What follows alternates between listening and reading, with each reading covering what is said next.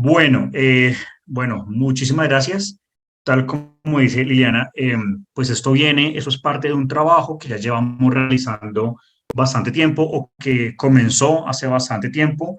Y una vez que teníamos algo organizado en gestión de portafolios, tuvimos la dicha y el honor de contactarnos con Liliana, trabajar con ella y mostrarle justamente lo que habíamos adelantado y recibir toda la retroalimentación. En este caso, vengo a traer una presentación de gestión de portafolios donde está totalmente enfocada en industria extractiva, pero desde un punto de vista y desde un enfoque de desarrollo sostenible. Todo lo que voy a decir hoy, si bien ya revisaremos que fue a la luz de una consultoría que se hizo para una empresa de transporte de hidrocarburos, pues todo está a nombre mío y son mis puntos de vista personales. Esto es un disclaimer que me pidieron que pues que dejáramos muy preciso. Hay algo Perfecto. que es importante y es justamente definir y tener presente cuál es la definición de gestión de portafolios que se ve en el libro de Liliana, donde nosotros tenemos diferentes roles y diferentes camisetas que tenemos que ponernos a la luz de todo ese trabajo, si bien debemos identificar y categorizar, lo cual es muy asociado al tema de consultor, al tema de emprendimiento, de buscar oportunidades, necesidades. También después tendremos que hacer una evaluación, una selección, priorización, balanceo y medición, donde tendremos que traer todas las herramientas que tenemos en temas de finanzas, en temas de riesgos, en temas de alineación estratégica. Después tendremos que estar muy pendientes de la gestión, que está muy asociado con el ejecutor. En muchos casos este ejecutor puede ser un contratista, puede ser un constructor, puede ser una empresa de EPC. Luego tendremos que montar todo un esquema de monitoreo, donde tendremos las mejores prácticas de una PMO y, por qué no, de un centro de excelencia, que justamente es la máxima categoría que se tiene dentro de una PMO. Y hay algo que es muy importante y es reportar. Es algo que hablamos con Liliana en muchas de las sesiones que tuvimos y es esas áreas de gobierno. ¿A quién tenemos que reportarle? ¿Cómo tenemos que reportarle cada cuánto? Y todo esto, por supuesto, depende de cada una de las empresas y de las industrias que estaremos revisando. Eh, Justamente, pues lo que vengo a presentarles hoy, este camino ya comenzó hace algún tiempo, ha sido asociado a la experiencia que he podido tener en empresas de oil and gas y renovables, trabajando con el gobierno y con ONGs. En parte, algo de lo que les traeré más adelante si alcanzamos a ahondar en análisis financieros y en opciones reales, fue una tesis de grado que tuve la oportunidad de hacer, y todo esto se articuló y pudimos crear un marco de trabajo o un framework gracias al trabajo conjunto que hicimos con Liliana, donde comenzamos con un diagnóstico, se realizó una propuesta, hicimos algunas mesas de trabajo, un curso con muchos más integrantes de la empresa, tuvimos un feedback y ahí lo que hicimos fue establecer cuál era el plan de implementación, que por supuesto, pues ustedes sabrán que eso no pasa de la noche a la mañana. Justamente esto, como está en la presentación, fue una consultoría del equipo de Liliana a una empresa de hidrocarburos en Colombia que cuenta con la infraestructura lineal más extensa del país, transportando crudo a través de un oleoducto bajo tierra y luego bajo el mar hasta llegar a la monoboya. No, si bien transportamos la mayor cantidad de crudo, se podría decir, no somos los únicos y somos parte de un conglomerado de la empresa estatal de petróleos de Colombia. Eh, bueno, quería comenzar por una imagen o un enfoque que creo que es muy allegado a todos nosotros y justamente, como les digo, gran parte de lo que veremos acá está muy alineado con el trabajo, con el libro, con la consultoría de Liliana, y es cuál es el proceso de portafolio, el cual se puede ver justamente como un embudo, pero es un embudo que nos va dando diferentes pasos y que tiene diferentes sentidos. Si podríamos ver los primeros dos pasos donde hablamos de las iniciativas, esas iniciativas que comenzamos a atesorar, a encontrar, comenzamos a trabajar, y la priorización y balanceo funciona más como un filtro. Ahí es la particularidad del embudo de ser un filtro. Luego seguimos con temas ya de seguimiento y control, donde ahí el embudo comienza a convertirse más en una herramienta para afinar, para cuidar el valor, para cuidar esto, por lo cual nosotros le solicitamos una inversión a un ente superior de gobierno, y al final estamos viendo un tema de cumplimiento, donde lo importante es que siempre que estamos hablando portafolios de inversiones, la inversión como tal está buscando un retorno, no necesariamente financiero, ya lo veremos más adelante, pero siempre que yo solicite dinero para un portafolio es porque puse algo en la mesa, puse algo lo cual yo voy a devolver más adelante y ojalá con creces. Y esto nuevamente está asociado con la academia que tenemos, que es capturar, formular, evaluar, elegir, ejecutar, reportar y sobre todo comprobar. Si no hacemos la última comprobación, lo que hicimos no fue una inversión, fue de pronto un gasto, fue una apuesta, estamos jugando a un casino, pero tenemos que tener muy presente que esta última parte es fundamental para poderle llamar inversión justamente a lo que tenemos dentro de un portafolio de inversiones. Y algo que quería traerles y es, el portafolio no es la suma de proyectos en simultáneo. Yo he trabajado, he tenido la oportunidad de estar en empresas donde hablábamos del portafolio de inversiones, porque teníamos 20 inversiones al mismo tiempo, pero nunca se hablaban entre ellas. De pronto en algunos lados teníamos programas sectoriales, de acuerdo a que teníamos algunos en una cuenca de los llanos en Colombia o tenemos otro que era en Cartagena, pero no eran portafolios. Realmente no manejábamos una estructura de portafolio y manejábamos bien una cantidad de dinero significativa para la industria de oil and gas, pero al final de los días cada iniciativa, cada proyecto se evaluaba de una forma independiente y no teníamos una visión como cuando le llega a uno el extracto de una inversión tipo banca que dice por más que estamos en 20 inversiones, el neto es tanto. Y eso es muy importante, tanto tener el conocimiento de cada una de las inversiones, por supuesto, como al final tener un resultado de neto, porque si no, pues no sería un portafolio, sería simplemente un conjunto de proyectos que estamos trabajando en simultáneo. De eso creo que ya podremos ahondar un poco más en los próximos minutos. Ahí, Javier, te voy a Eh, interrumpir para ir mapeando cosas de lo que tú decís con el curso. Si volvemos a la lámina anterior, hay algo que a mí me gustó mucho de lo que hicieron en Ocensa. Si ustedes miran donde dice iniciativas, el último punto dice riesgo. Y una de las cosas que a mí me llamó la atención es que en Ocensa tienen muchas iniciativas que formulan para prevenir riesgos o para que en el futuro se eviten problemas, ¿no? Entonces, eso es una de las cosas que nosotros no hablamos en las primeras clases y le quería resaltar porque capaz después Javier nos cuenta un poco más, pero me pareció interesante. Lo segundo que quería marcar es que esta segunda columna que Javier presenta como priorización, balanceo, tolerancia a riesgo, capacidad de ejecución, presupuesto aprobado, captura de valor y alineación, tiene que ver con el ejercicio que hicimos la clase pasada de justamente definir cuáles eran esos criterios. Y ustedes el otro día me hicieron una pregunta sobre la capacidad de ejecución. ¿Cómo hacer cuando los ejecutivos o la gente pide mucho más componentes o iniciativas de las que realmente hay capacidad de ejecutar? Entonces yo, antes de que Javier continúe, quería preguntarle a Javier, ¿cómo hacen ustedes, Javier, más allá de que yo lo conozco, ¿no? Pero para que les cuentes a ellos, ¿cómo verifican si tienen capacidad de ejecución o cómo hacen si tienen 200 pedidos de componentes y solo capacidad para 100? Si le podés contar al grupo un poquito más de esa parte de ese filtro, diríamos, de ese criterio. Ese es uno de los filtros que tenemos justamente para saber qué tan grande es, y acá tenemos que comenzar a tener un lenguaje común, y es que para nosotros el portafolio es ilimitado. El portafolio es todo lo que quisiéramos hacer. Ya después tenemos algo que denominamos plan de inversiones, que eso lo presentaré más adelante, y es ese portafolio a la luz de restricciones. Restricción de presupuesto, restricción de tiempo, restricción de capacidad, y era unas mesas de trabajo porque si nosotros vemos uno puede escoger entre hacer un proyecto XL o hacer 10 proyectos XS o 5 proyectos M, y teníamos que identificar que no podíamos hacerlo todo, no se puede hacer todo, tenemos que ver justamente cuáles son los proyectos que más están alineados con la estrategia, que más están alineados, para lo que tú nos dijiste mucho, con el mediano y largo plazo. Porque justamente todo lo que se habla de mantenimiento, todo lo que se habla de riesgo es muy de corto plazo, que si bien tiene que existir, si no aseguramos el corto plazo no vamos a vivir mañana, pero solamente nos enfocamos en vivir hoy, pues muy seguramente al pasar de un tiempo ya no habrá negocio que seguir cuidando.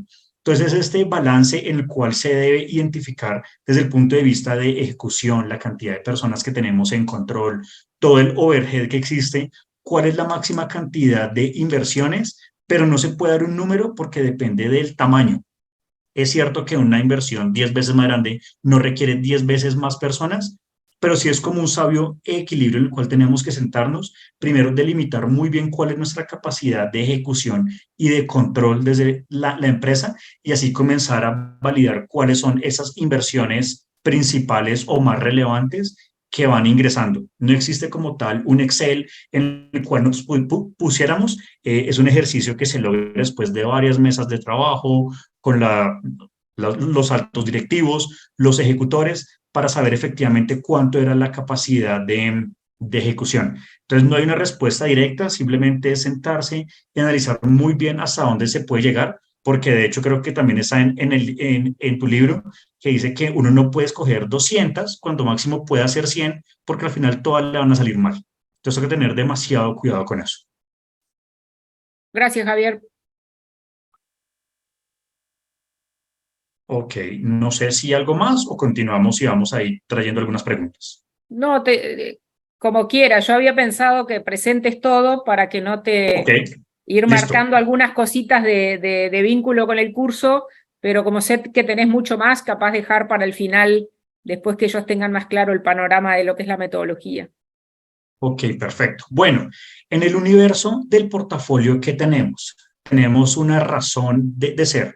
No es un portafolio de inversiones porque sí. ¿Cuál es la razón? Es cumplir con la estrategia que por lo general marca el mediano y largo plazo.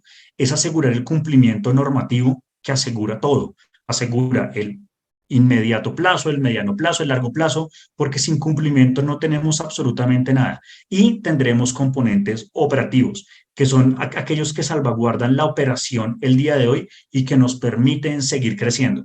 Entonces, eso para mí es la razón. Ahora tenemos unos vehículos o unas herramientas, que son esas inversiones que nos permiten respetar, facultar, cumplir con el número uno. ¿Y cuáles son esos tipos de componentes? Nuevos negocios, que es lo que se conoce como mayores ingresos. Y mayores ingresos que además me dan una diversificación pensando en que el mercado va a cambiar, en que muy seguramente tendremos que buscar algunas otras fuentes de ingreso. Optimización está muy ligado a reducción de costos. Entonces, digamos que estos dos, de alguna forma, como se ve en la definición, están muy asociados al EBITDA, donde nuevos negocios me aumentan los ingresos, optimización me baja costos. Ya más adelante revisaremos cómo se puede cruzar optimización con algunos proyectos de descarbonización, donde podemos incluir también lo que nos ahorraríamos por bonos de CO2, si en ese momento la empresa está alineada con descarbonización o algunos precios sombra. Y en temas funcionales está mucho más asociado con temas operativos, que era justamente lo que tú hablabas, todas estas inversiones que su razón de ser es la reducción de riesgos, bien sea planeadas en el tiempo, como pueden ser mantenimientos cíclicos o temas muy puntuales que estamos viendo que tenemos que invertir para reducir un riesgo de un posible daño de un equipo, pero que no es parte de un ciclo de mantenimiento. Ahora, una vez que tenemos la razón de ser y tenemos los vehículos o las herramientas, necesitamos, como en todo, reglas de juego. Tenemos que tener muy claro cuáles son las reglas con las cuales vamos a evaluar los tipos de componentes. Tenemos que estar seguros cuál va a ser el balanceo, cuál es esa mezcla perfecta que tú también hablas en el libro, que ya lo veremos más adelante, cuáles son esos ingredientes mínimos que yo debo tener para poder hacer mi receta, cómo se va a hacer la postulación, cómo voy a hacer la priorización cuando me dé cuenta que el balanceo me dio un portafolio gigante, pero que asociado a una escasez de recursos, debo hacer algo más pequeño y enfocarme solamente en lo prioritario. Debo tener las reglas muy claras de cómo, cuándo y cada cuánto voy a presentar el seguimiento y de cómo voy a facultar en el cumplimiento. Por supuesto, ya veremos que el cumplimiento tiene mucho que ver con el tipo de componente porque no todo se puede evaluar de la misma forma. Y algo que siempre tenemos que tener presente son las instancias de gobierno. Desde cualquier jefatura, gerencia, oficina, muy seguramente se debe ir a una instancia superior, a una instancia de toma de decisión. Pueden ser comités, pueden ser juntas directivas, pueden ser juntas con socios, en la cual se hace una toma, una validación y una trazabilidad de decisiones. En algunas empresas como lo hemos visto, existe por montos. Yo no quiero que el presidente tenga problemas desde $1 hasta $100.000, por decir un número. Entonces, muy seguramente en ese rango se maneja a un nivel de gerentes, puede que de 100.000 a 1.000.000 se manejen vicepresidentes, el presidente solo llega a partir de $1.000.000, o otras empresas que es mucho más alto, mucho más bajo, pero es tener total conocimiento de cuáles son los rangos, perdón, que se manejan en cada una de las instancias para nunca ir o a pasarlos, a estar por efecto por exceso, por defecto, porque puede llegar a generar problemas al interior de las empresas o problemas legales en algunos casos. Luego, haciendo ya un poco más un zoom en algo que ya se vuelve de pronto un poco más pesado desde el punto de vista de información, es qué es una iniciativa. Y una iniciativa, como decía un mentor, Pablo Sierra, no es una lista de deseos, no es una lista de lo que yo quisiera tener. Yo debo tener iniciativas estructuradas. ¿Y qué es una iniciativa estructurada? Es una iniciativa que cuando me llega algo con cara de nuevo negocio, optimización o reducción de riesgo, tenga clara la justificación, yo para qué quiero. Hace no mucho tiempo nos pasó que se duró trabajando un buen tiempo en ingeniería, en el cambio de unos equipos, si iban a traer unos equipos eléctricos, si iban a dejar los motores a combustión, y al final preguntamos cuál era la razón o el objetivo de la inversión, no estaba claro. Entonces había enamorado de una solución cuando el problema no se tenía claro. Y era el ejemplo que poníamos. Yo personalmente no iría donde un médico a decirle, por favor, opéreme la rodilla.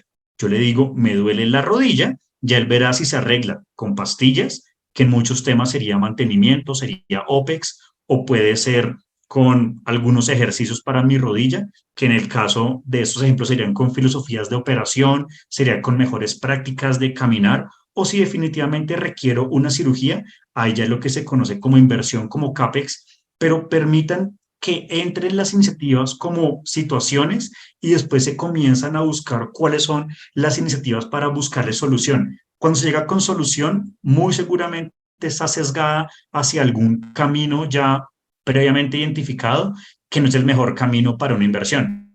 Entonces, cuando está en la nebulosa, en esa primera que vemos nuevos negocios, optimización, riesgo, lo primero que se necesita es cuál es la justificación, cuál es el objetivo de esta inversión, cuáles son los datos del negocio, requiere información de la operación, cómo se está haciendo hoy, si es un tema de minería, si es un tema de oil and gas, cómo está saliendo el crudo, cada cuánto sale. Y en ese momento puedo ya instaurar un análisis financiero, puedo hacer análisis de riesgos e identificar dónde sí y dónde no entra un esquema de proyectos. Haciendo acá un paréntesis, el esquema de proyectos lo que define son esas inversiones que van a tener una planeación, un seguimiento y un control mucho más en detalle que muchas veces lo que se hace con un mantenimiento. Que yo no tengo una curva S, lo que tengo son unos hitos, es mucho más complicado de hacer un control continuo, pero no necesariamente todo debe caer a proyectos. En algunos casos dicen, disfracemos de proyecto el mantenimiento para tener una curva S, pero hay que ver si realmente lo que más conviene o es mejor tener esquema de proyectos para los proyectos y un esquema de mantenimiento para los mantenimientos o para otro tipo de inversiones. Solo en ese momento tengo una iniciativa estructurada y básicamente esas iniciativas que lo que buscan puede ser o diversificar el negocio, pensando en que necesito otras fuentes de ingreso, tengo que cambiar la forma en la que estoy haciendo el negocio, voy a aumentar los ingresos, voy a hacer una reducción de costos, voy a hacer una reducción o una mitigación de riesgos, que es cuando tendremos que ver si lo voy a reducir o voy a convivir con él. Simplemente lo que pasa cuando tengo un tanque y después de eso tengo un dique. ¿El dique para qué es? Cuando el tanque falla. No necesariamente es algo malo, simplemente es una segunda capa de seguridad, pero es, de alguna forma no es para prevenir que el tanque falle, sino para mitigar en el momento en el que el tanque falle, que no vaya a colapsar todo el contenido de los tanques. Acá, cuando estoy haciendo la estructuración de las iniciativas, ¿qué necesito? Necesito los ingresos en un tema de precio y cantidades. Necesito conocer muy bien cuáles son esos costos fijos y variables que tengo hoy y si es el caso de la inversión que los va a reducir, cómo van a quedar luego de la inversión. En algunos casos nos decían, pongamos paneles solares y de esa forma vamos a reducir el costo de las facturas que nos llegan de electricidad. Y cuando preguntamos cuál era el costo actual de la electricidad, no lo conocían. Entonces, de esa forma no es una iniciativa estructurada, era un deseo o hay muchas inversiones de manejo de agua, pero si yo no tengo claro cuáles son los costos de hoy y los costos después de hacer la inversión, no puedo identificar que efectivamente vaya a tener un ahorro. ¿Cuáles son los retos a los cuales estamos enfrentados hoy? El costo financiero siempre va a ser real para empresa pública, privada y hasta para ONG, porque si bien algunas no estén facultadas por las ganancias, ninguna empresa está facultada para tener pérdidas. Debemos estar muy conscientes del nuevo mercado, donde hay empresas que solamente harán asociaciones o harán contratos con firmas, con productoras que estén totalmente alineadas con los objetivos de desarrollo sostenible, que estén alineados con ESG. A eso cuando entran nuevos jugadores, tenemos economía circular, tenemos los objetivos de desarrollo sostenible, que en nuestro caso sería el número 7, que es el más importante desde el punto de vista de energías renovables. Tendremos que estar muy alineados con reducción de emisiones. Hoy no pareciera que tiene tanto sentido para una gran industria hacer una compra de un motor a combustión, si va a quemar carbón o leña o crudo, se está mucho más moviendo hacia motores eléctricos, pero ya es otra discusión que tenemos que asegurar que esa electricidad no está haciendo que se prenda una térmica de carbón en otra parte del país. Tenemos que hacer una optimización de uso de agua y en este momento lo que es muy importante es la imagen corporativa, tanto para empresas públicas como privadas. ¿Qué es lo que tendremos que comenzar a pensar muy bien desde que estemos haciendo la estructuración de las iniciativas? ¿Cuál va a ser el plan de seguimiento que vamos a hacer? ¿Cada cuánto podemos hacer un corte y mirar si la iniciativa se ha estado ejecutando de la forma que debía? ¿Cuáles son los modelos sofisticados de evaluación? ¿Vamos a hacer algún tipo de escenarios? ¿Vamos a hacer un modelaje probabilístico tipo Crystal Ball, tipo Monte Carlo? Y todo eso es muy importante tenerlo presente desde las primeras fases de la iniciativa, porque así podemos comenzar a saber cuál es la información que vamos a requerir a futuro. Justamente en los esquemas de gestión, Liliana, tú me hiciste una pregunta del tema de fail, de los gatekeeping, y esto es más para los que tienen un esquema de proyectos. Nosotros tenemos los proyectos tipo XL que tienen 5 fases. Para pasar de cada una de estas a la siguiente, efectivamente se hace un gatekeeping en el cual se aseguran dos cosas: que el pasado haya estado bien, que haya cumplido con lo que se comprometió en la fase anterior y que esté totalmente preparado para comenzar la siguiente fase. Si alguna de esas dos cosas no la está cumpliendo, no se puede permitir que pase de una fase a otra, donde por lo general se requiere un desembolso de recursos. Hay algo que es muy importante y es desarrollar por fases. No irse a hacer 200 casas, de pronto comencemos con 50, miremos cómo funcionan, que también es el tema de desarrollo por fases y opciones reales. Si yo tengo un contrato para construir 200 casas, muy seguramente es mejor hacer un contrato para construir 50 y después tener la potestad para construir otras 50 o para no construir más o para cambiar las especificaciones o para hacerlas de un piso más o con patio, pero no casarse con que de una vez todo el contrato de las 200 casas va a ser igual, porque eso por lo general no permite aprovechar lecciones aprendidas, mejores prácticas y oportunidades de mercado. La idea es que es modelar escenarios. Todo eso lo veremos un poco más adelante en el tema de análisis financiero, pero yo siempre debo tener claro que nada es estático. Todo se mueve en un rango, debemos identificar esos rangos y son los ingresos, que para el tema de oil and gas y de minería, por lo general es la variable que más representa el éxito o el fracaso de una inversión. Debemos tener claro los costos, tiempo, el riesgo, que pues todos sabemos que es probabilidad por impacto, tener muy claras las externalidades y con qué tasa de descuento vamos a trabajar. Ya después miraremos cómo hacemos el análisis de resultados tipo BPN, tipo TIR.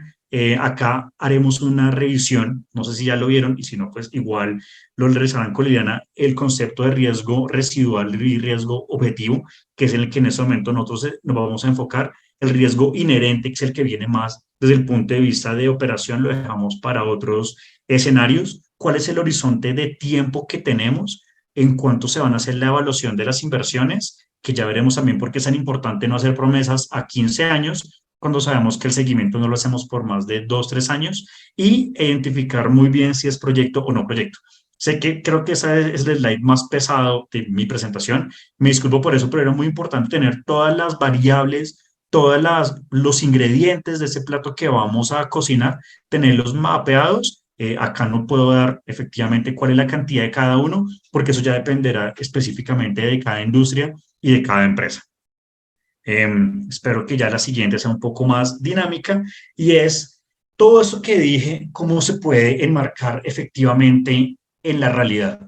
Este es un ejemplo de un campo de producción de crudo. Si lo queremos ver, funciona casi igual para minería, funciona casi igual para cualquier tipo de empresa. Y es, si ven en la gráfica, un segundo, si por acá puedo.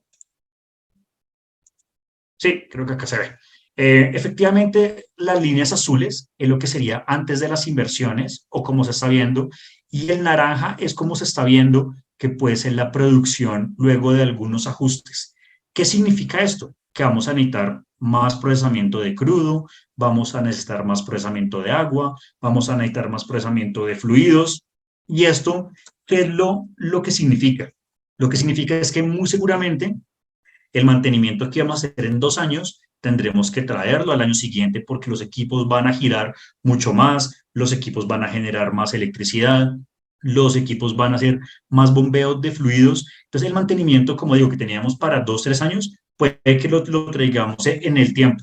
Acá es cuando es muy importante tener los volúmenes de producción, puede pasar en cualquier empresa industrial, puede pasar en cualquier empresa de minería. Cuando se aumenta la producción, yo requiero anticipar los esquemas de mantenimiento, mayor cantidad de generación eléctrica. Ahí comenzaremos a ver si nos sirven renovables, si no nos sirven renovables, si lo hacemos con tradicionales, si nos conectamos a la red eléctrica pública. Todo eso asociado efectivamente en qué momento es cuando requerimos esta energía adicional. ¿Cuáles son las oportunidades de negocio? Tendremos que construir más edificios, más tanques, más capacidad de procesamiento, más capacidad de almacenamiento, y cuáles son los riesgos que voy a comenzar a tener ahora asociado a esos cambios de volúmenes. Eso ya revisaremos un poco más en detalle. Y aquí hay algo que es muy importante. Como yo les contaba, el portafolio es muy grande, pero asociado a mis capacidades de ejecución, yo voy cogiendo subpartes de ese portafolio y es lo que voy ejecutando año tras año, pero muy seguramente se me han venido rezagando algunas iniciativas que bien sea por nivel de complejidad, bien sea por la madurez que tenían en su momento o porque no alcanzaron a estar dentro de las escogidas el año anterior o hace más de una vigencia.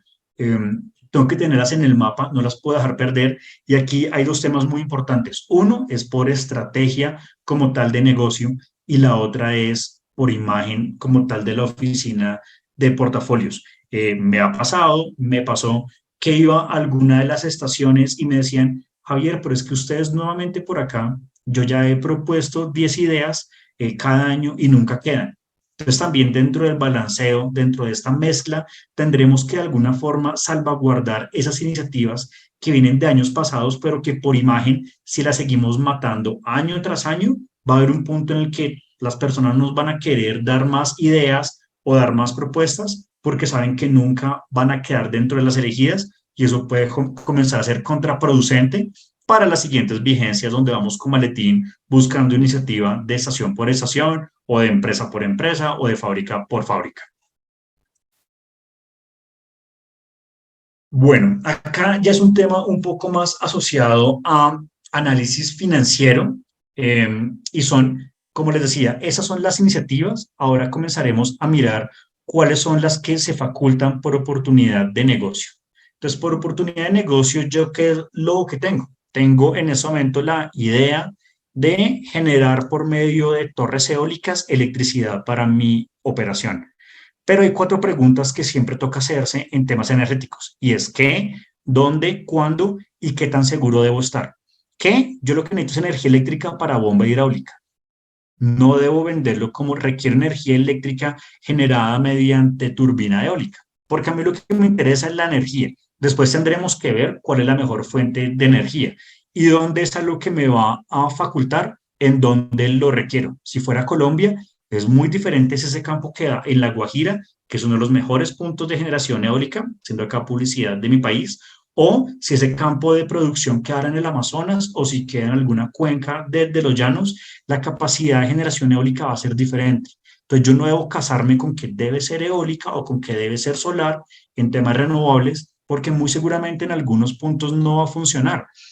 La otra pregunta que se tiene siempre es ¿cuándo? Yo voy a necesitar esa bomba de día, de noche también. Si es de noche significa que a los costos que le voy a calcular, debo tener la capacidad de almacenamiento y qué tan seguro debe ser. En temas de oil and gas es diferente cuando es para operación o para transporte. Si es para transporte, yo puedo tener un sistema que no sea tan confiable porque tengo tanques que se van llenando de crudo y en el momento que puedo volver a bombear, los tanques se me desocupan.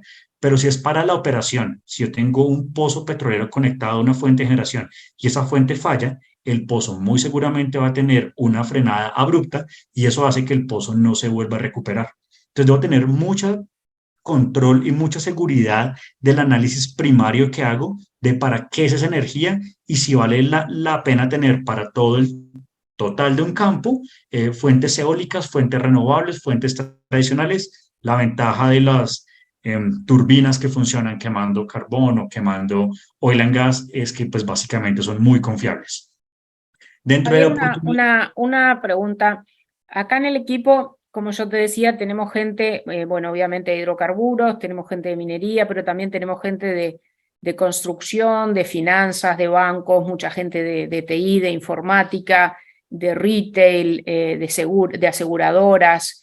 Esta última parte que vos hablaste acá y de la oportunidad del negocio, ¿cómo lo verías aplicado a cualquier otro tipo de industrias? Que podría ser proyectos, productos, servicios. creo que lo más importante es no casarse con una solución, sino identificar efectivamente cuál es la necesidad. Una vez que tenga la necesidad, busco la mejor solución. Y una vez que tengamos la solución, lo importante que es hacer un antes y un después.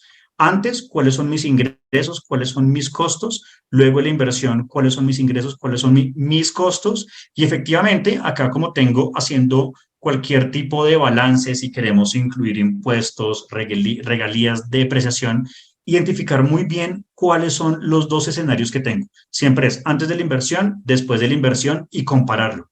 Que es algo que es muy importante, que justamente lo quiere traer acá, y son estas curvas que tenemos. A veces uno se casa con que el ingreso va a subir de 5 a 10, con que los costos van a bajar de 8 a 6, pero no es cierto. Los ingresos van a estar en un rango entre que hoy están entre 4 a 6 y pueden llegar a un rango entre 8 a 12. Esos rangos son muy importantes porque son los que al final me van a determinar si la inversión está efectivamente correcta. En el ejemplo que traigo acá, y fue después de hacer el análisis que las variables de entrada no eran estáticas, sino que eran dinámicas, se había prometido inicialmente a la junta directiva, en este ejemplo que tengo, un BPN de 70 millones de dólares. Luego de hacer las corridas de Monte Carlo, lo que se llegó a la conclusión es lo más probable es que no sean 70, lo más probable es que sean 62. Sigue siendo un negocio muy rentable, pero ya estamos viendo 8 millones de dólares de diferencia solamente por haber hecho corridas probabilísticas, dejando ciertos rangos y ciertas formas de distribución que no siempre es la campana debe normal. Entonces creo que la recomendación y lo más importante es identificar muy bien ingresos y costos antes y después de dejar muy claro cuáles son los rangos en los cuales se deben correr las probabilidades de las variables de entrada. Tengamos claro que la volatilidad de un proyecto no es solamente la volatilidad de algunas variables, sino como un Monte Carlo, un Crystal Ball, me dice que efectivamente la volatilidad de salidas de BPN, si esa fuera la variable principal con la cual estamos tomando las decisiones. Y algo que me parece muy importante es en la tasa de descuento, tal como puse acá, si se hace por la fórmula de Damodaran, donde se calcula el WACC, tener muy presente la prima país y el tipo de industria que está haciendo. A veces es marginal la diferencia, pero es mucho más precisa y da mucho más robustez en el modelo si yo especifico que la tasa de descuento está asociada al tipo de industria, efectivamente al país en donde estoy, a los tipos de riesgo que tengo y cada una de las variables que ingresan al modelo financiero muestro cuál es el rango y cuál es la distribución que está, si está sesgada para un lado, sesgada para el otro, porque contra un tipo de respuesta de este lado es mucho más fácil dialogar y tener conversaciones que cuando simplemente prometo una salida de un BPN estático de 10 millones de dólares. No, diga, creo que es 10, es la mayor probabilidad, pero se mueve entre 8 y 12. Es mucho más posible vender un proyecto cuando igual mi rango completo me da positivo, cuando comienza a haber discusiones, como nos ha pasado con algunos proyectos de descarbonización, es cuando vemos que existe una campana de esta forma, pero que el cero se encuentra en algún punto, donde definitivamente desde ya estamos dejando claro que existe la posibilidad de un BPN negativo, se puede ver como pérdida, se puede ver como un costo operativo, pero eso genera algunas discusiones un poco distintas. No sé si con esto más o menos abordé la pregunta como la estabas imaginando. Sí, sí, está bien. Bueno, y eso también es muy importante y es, hagamos evaluación de sistemas completos. Eso también funciona para cualquier industria y es, vamos a comparar un carro eléctrico con un carro a combustión. No solamente comparemos, por favor, el combustible de cada uno en el punto de voy a una estación de servicio, pago tanta gasolina o llego a mi casa y quiero ver cuánto se aumenta la factura de electricidad. Hay muchos más costos y beneficios. No todo es malo, pero hagamos una evaluación de sistemas completos. En el caso de oil and gas, se hacen a veces evaluaciones del sistema de contraincendio. Pero es que si yo no tengo el sistema también de identificación de incendios, el sistema de extinción no va a funcionar.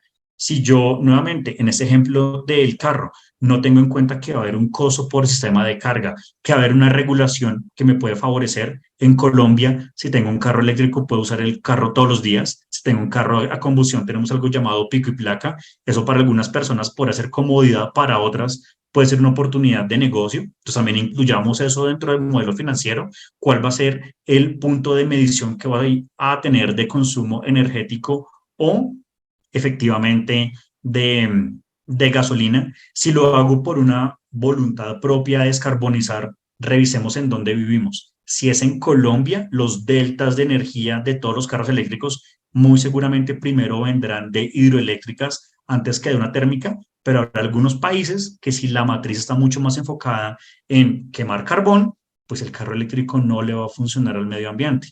Entonces tengamos todo eso presente dentro del caso de negocio que se hace, tanto en variables fuertes como en externalidades, pero siempre hagamos la evaluación de los sistemas completos, y eso también funciona para cualquier industria, no solamente en una pieza del eslabón. Si un sistema tiene 3 eslabones o tiene 3 equipos principales, analicemos cuánto es el cambio de los 3. Pueden ser equipos, pueden ser procesos, pueden ser tecnologías, pero hagamos el análisis completo porque si no, muy seguramente estamos presentando un caso de negocio que está incompleto o no nos va a dar una salida que realmente nos diga si es provechosa o no la inversión que estaríamos haciendo.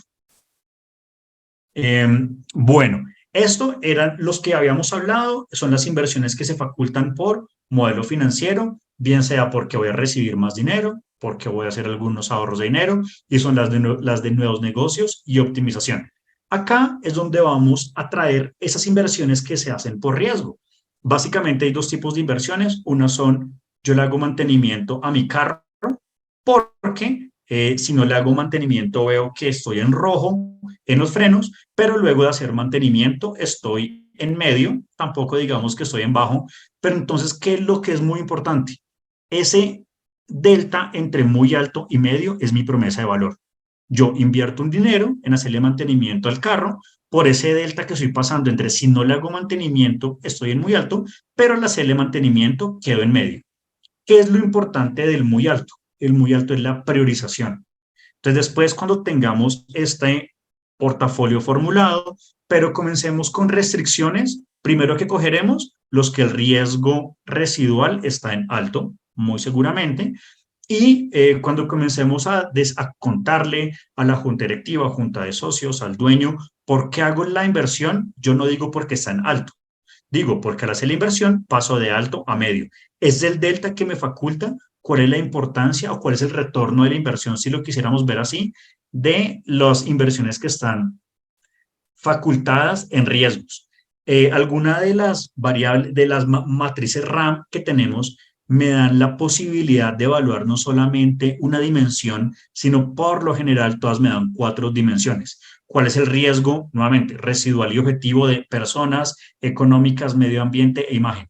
Es muy importante siempre hacer la evaluación en esas 4 dimensiones. Hacia el final tengo una cantidad de información mucho más amplia que me permite facultar mi portafolio eh, cuando hagamos la presentación final del portafolio o del subportafolio que se valida en riesgos, tendremos que meter en una sola caja y mezclar las que tenían riesgo alto en personas con las que tienen riesgo alto en medio ambiente o riesgo alto en económico, pero tal como lo hablamos, no es un error, simplemente yo estoy haciendo una agrupación por riesgo principal, independientemente cuál es la dimensión en la cual me dio este riesgo principal.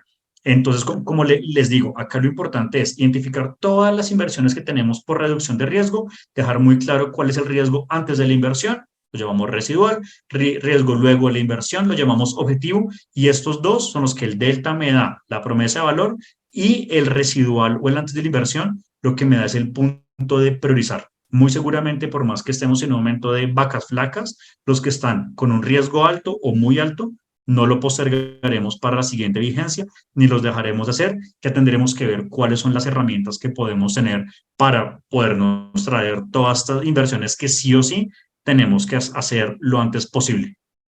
Javier, ahí un paréntesis, si me permitís, porque nosotros la clase pasada o la otra hablamos de gestión de riesgos de portafolios y quería hacer una acotación, porque una de las cosas que yo dije en el curso fue, yo no les voy a dar clase de gestión de proyectos, ni de gestión empresarial, ni de gestión de programas, ni de estrategia. Voy a asumir que todo eso lo saben y nos vamos a enfocar solo en portafolio. Por eso nosotros cuando vimos la clase pasada, gestión de riesgos de portafolios, yo en ningún momento le hablé de riesgo objetivo, riesgo inherente o riesgo residual, porque eso es algo totalmente básico en gestión de riesgos. Pero es igual, pero dado que Javier está presentando esto, es importante, más allá de que no es una temática que se aprende en gestión de portafolios, esto se aprende en gestión de riesgo operacional, empresarial o de proyecto.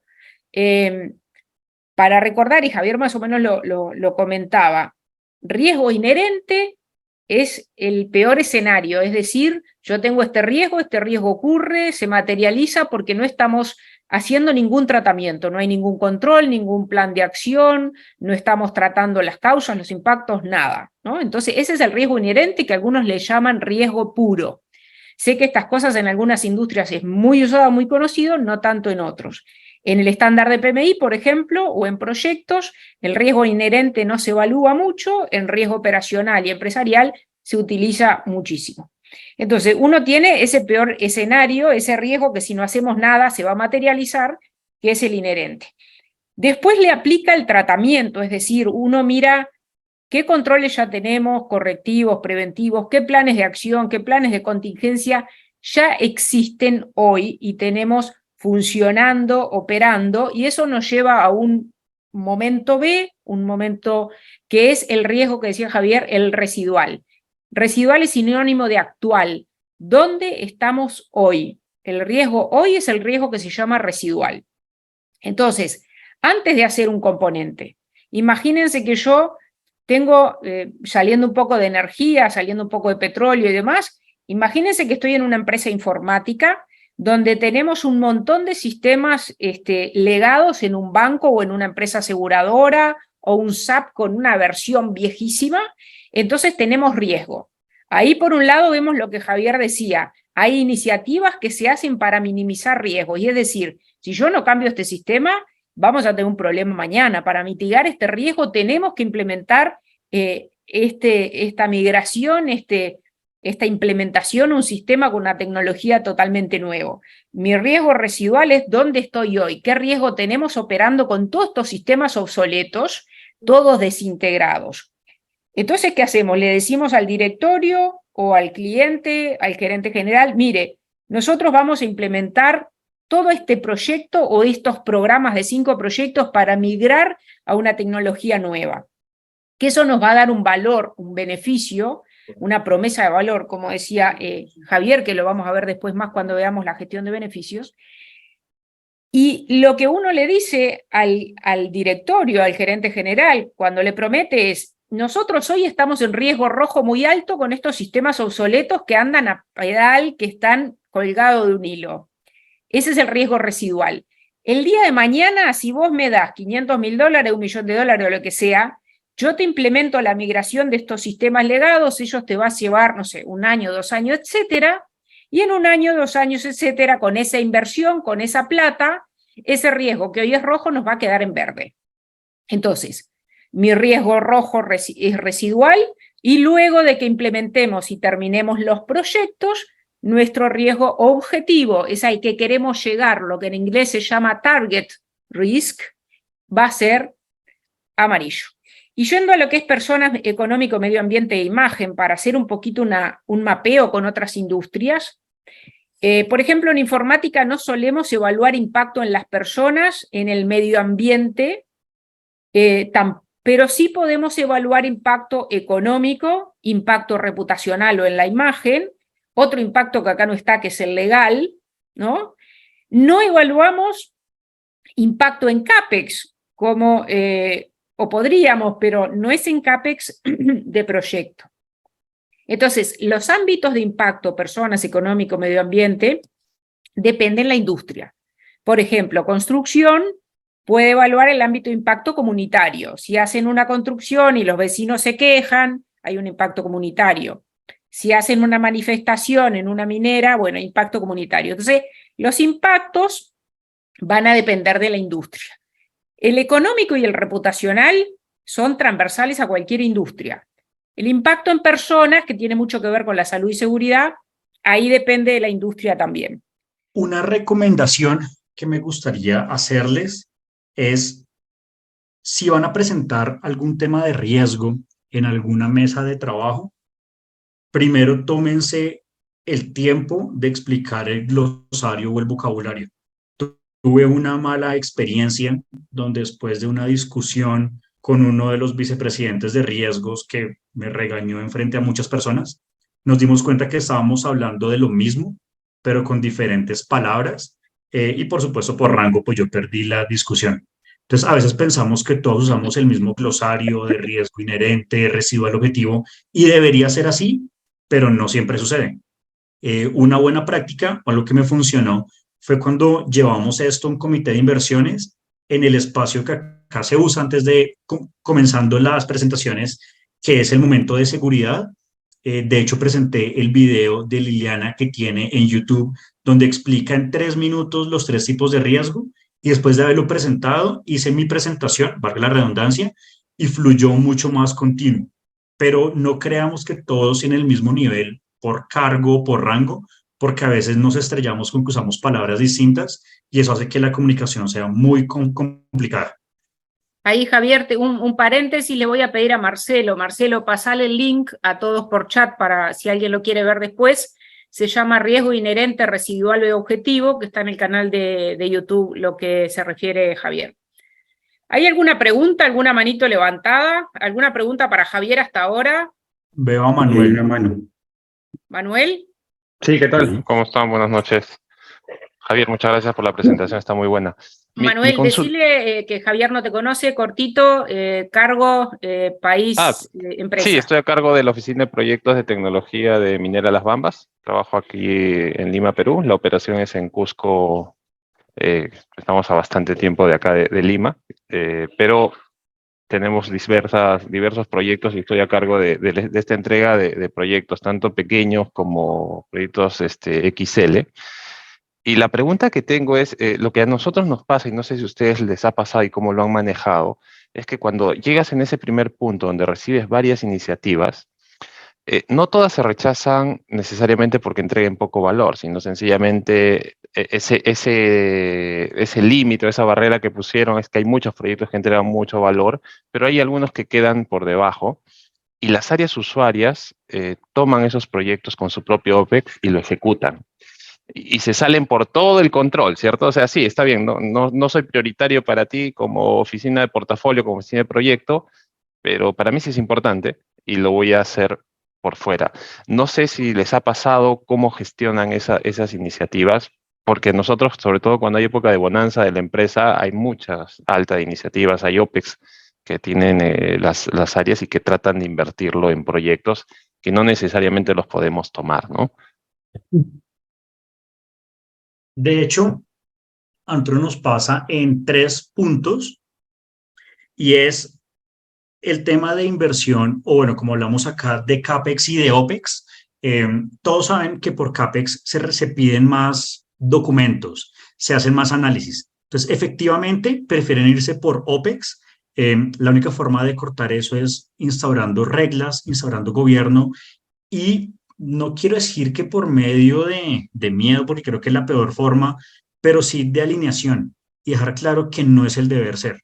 Eso nos pasa con CAPEX y con OPEX, eso nos pasa con los que llamamos proyectos y no proyectos, porque si yo a una inversión la catalogo como proyectos, curva S, planeación, análisis de recursos, análisis de riesgos, si es no proyecto, 3 hitos en un año y más o menos un Excel con costos y pasa. Entonces todos prefieren autodenominarse que no son proyectos. Y también pasa con algunas inversiones que ya siendo muy grandes o muy estratégicas, prefieren ir directamente a junta directiva o directamente con presidencia.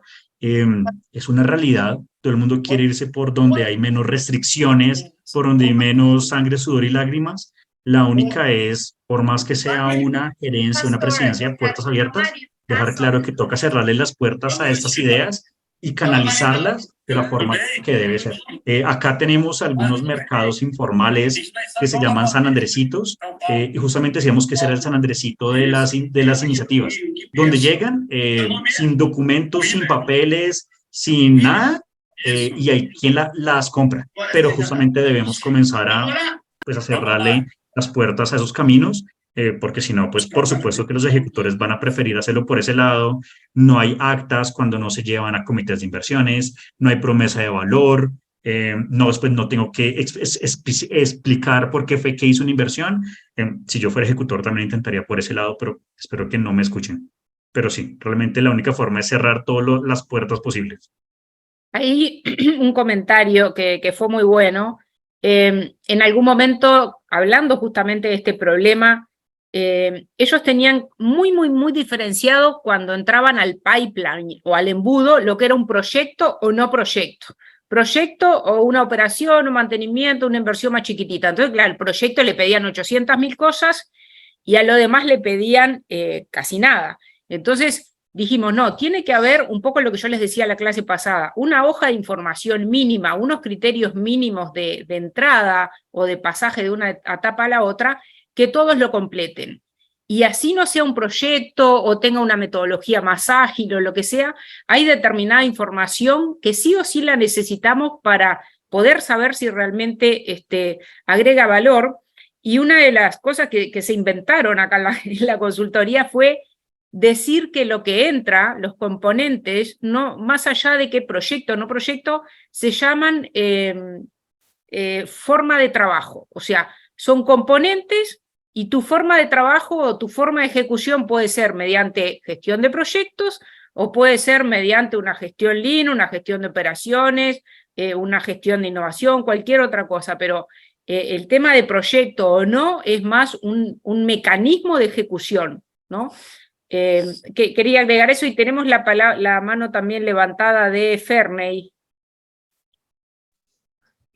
Sí, buenas noches. Bueno, creo que la pregunta ya la respondieron, pero la complemento con algo. Nosotros tenemos el mismo problema, básicamente. Ferney, decile tu industria, cargo y okay. país. Bueno, soy de Colombia, Javier. Trabajo en Cartagena, soy de Medellín. Y trabajo en Ahover, ¿no? Es una empresa, pues, digamos que la mediana grande, como de 8.000 personas aquí en Colombia, de manufactura. Bueno, respecto a lo que hablaban de qué entra y no entra, que se convierte realmente en un proyecto, no. Pues complemento la pregunta con algo. Nosotros tenemos un departamento de innovación muy, digamos, bastante activo. Entonces recibimos una gran cantidad de iniciativas de ellos, yo diría que con una buena madurez, al menos a nivel de evaluación. Pero comparado con otros proyectos que son de gran envergadura y tienen mucho dinero así pues en ese BPM, pues si uno se va por una metodología para priorizar, pues quedarían solamente esos grandes. Al final, definimos entonces que esa área de innovación tuviese como su propia PMO pequeña, ¿no?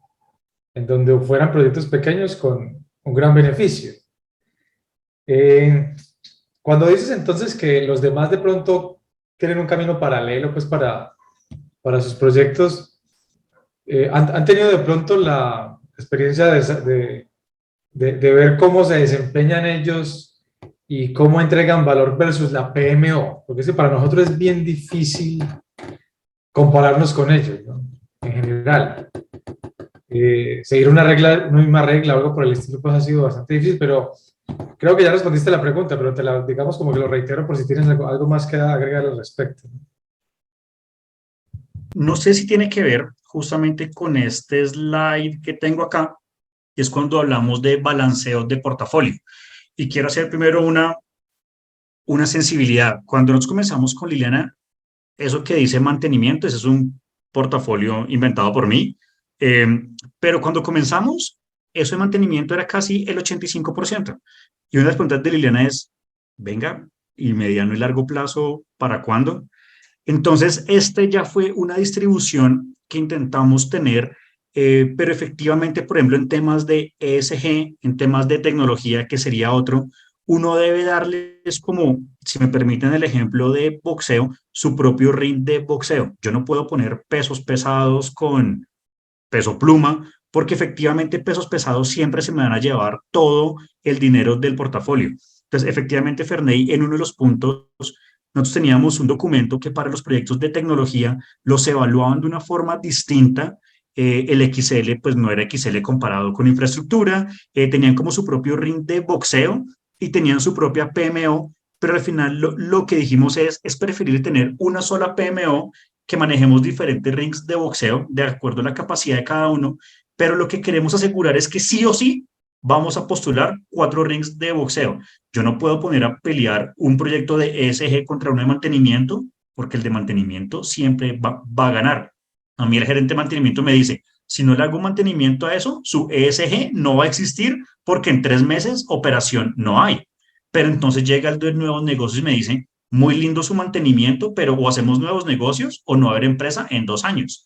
Entonces, lo que determinamos es que independientemente de los que se identifiquen, para ese ejemplo son 4, yo debo tener 4 ligas, ring de boxeo si es muy agresivo, pero debo tener 4 juegos que cada uno tenga un presupuesto independiente y donde en el peor escenario de resiliencia, de vacas flacas, de crisis, no es que yo pueda llevármelos todos para un solo lado.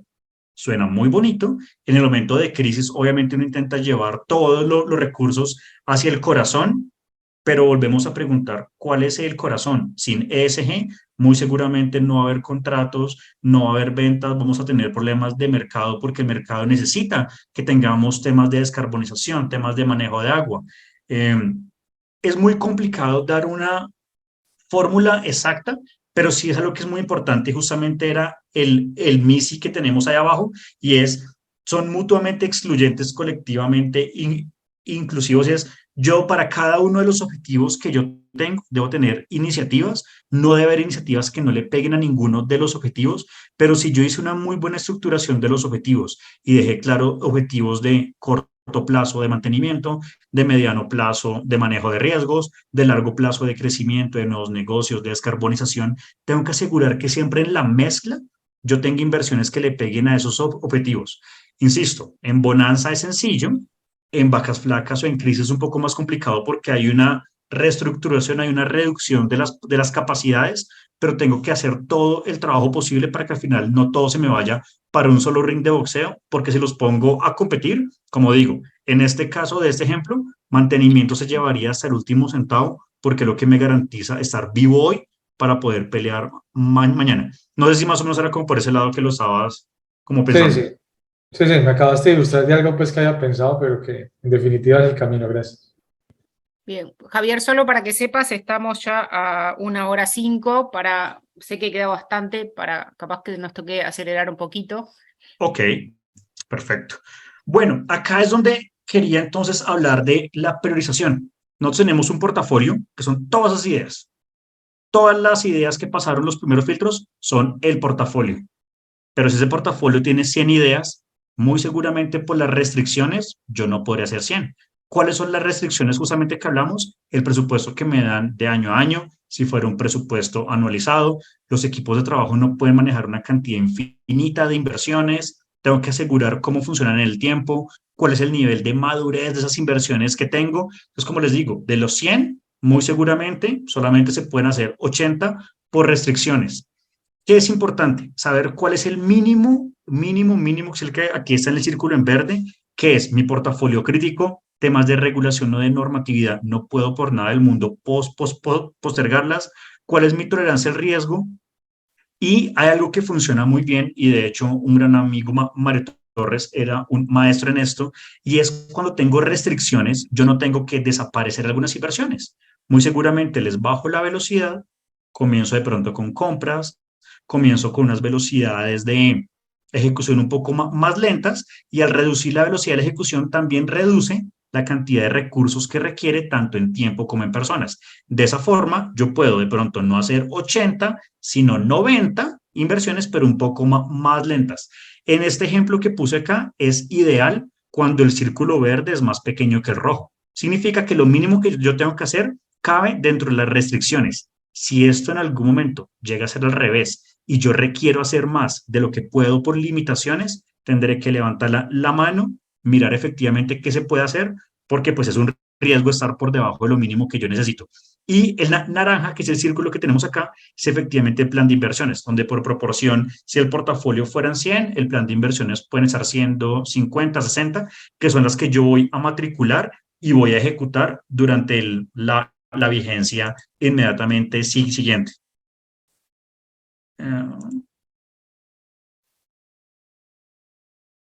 Bueno, acá entonces luego de la priorización ya tenemos nuestro plan de inversiones. El plan de inversiones lo matriculamos, comenzamos con la ejecución y tenemos que identificar entonces cómo lo vamos a ejecutar. Y es cuando entra la PMO. Si nosotros lo viéramos desde dos puntos de vista grandes, la gestión de portafolio per se entrega el plan de inversiones. Se lo entrega a la PMO, no se lo entrega del todo porque va a seguir vigilándolo, que justamente lo que prometió se cumpla, y cómo lo que no se alcance a ejecutar este año va a ser parte del plan de inversiones del año siguiente. Pero acá la PMO dice, ok, es un proyecto, vamos a hacer fail, vamos a hacer gatekeepings, no es un proyecto, entrégueme por favor un cronograma donde debo tener optimista, neutro y pesimista, cuál va a ser el presupuesto total que tengo, cuáles son los riesgos tanto de cada una de las inversiones por línea como del portafolio en general.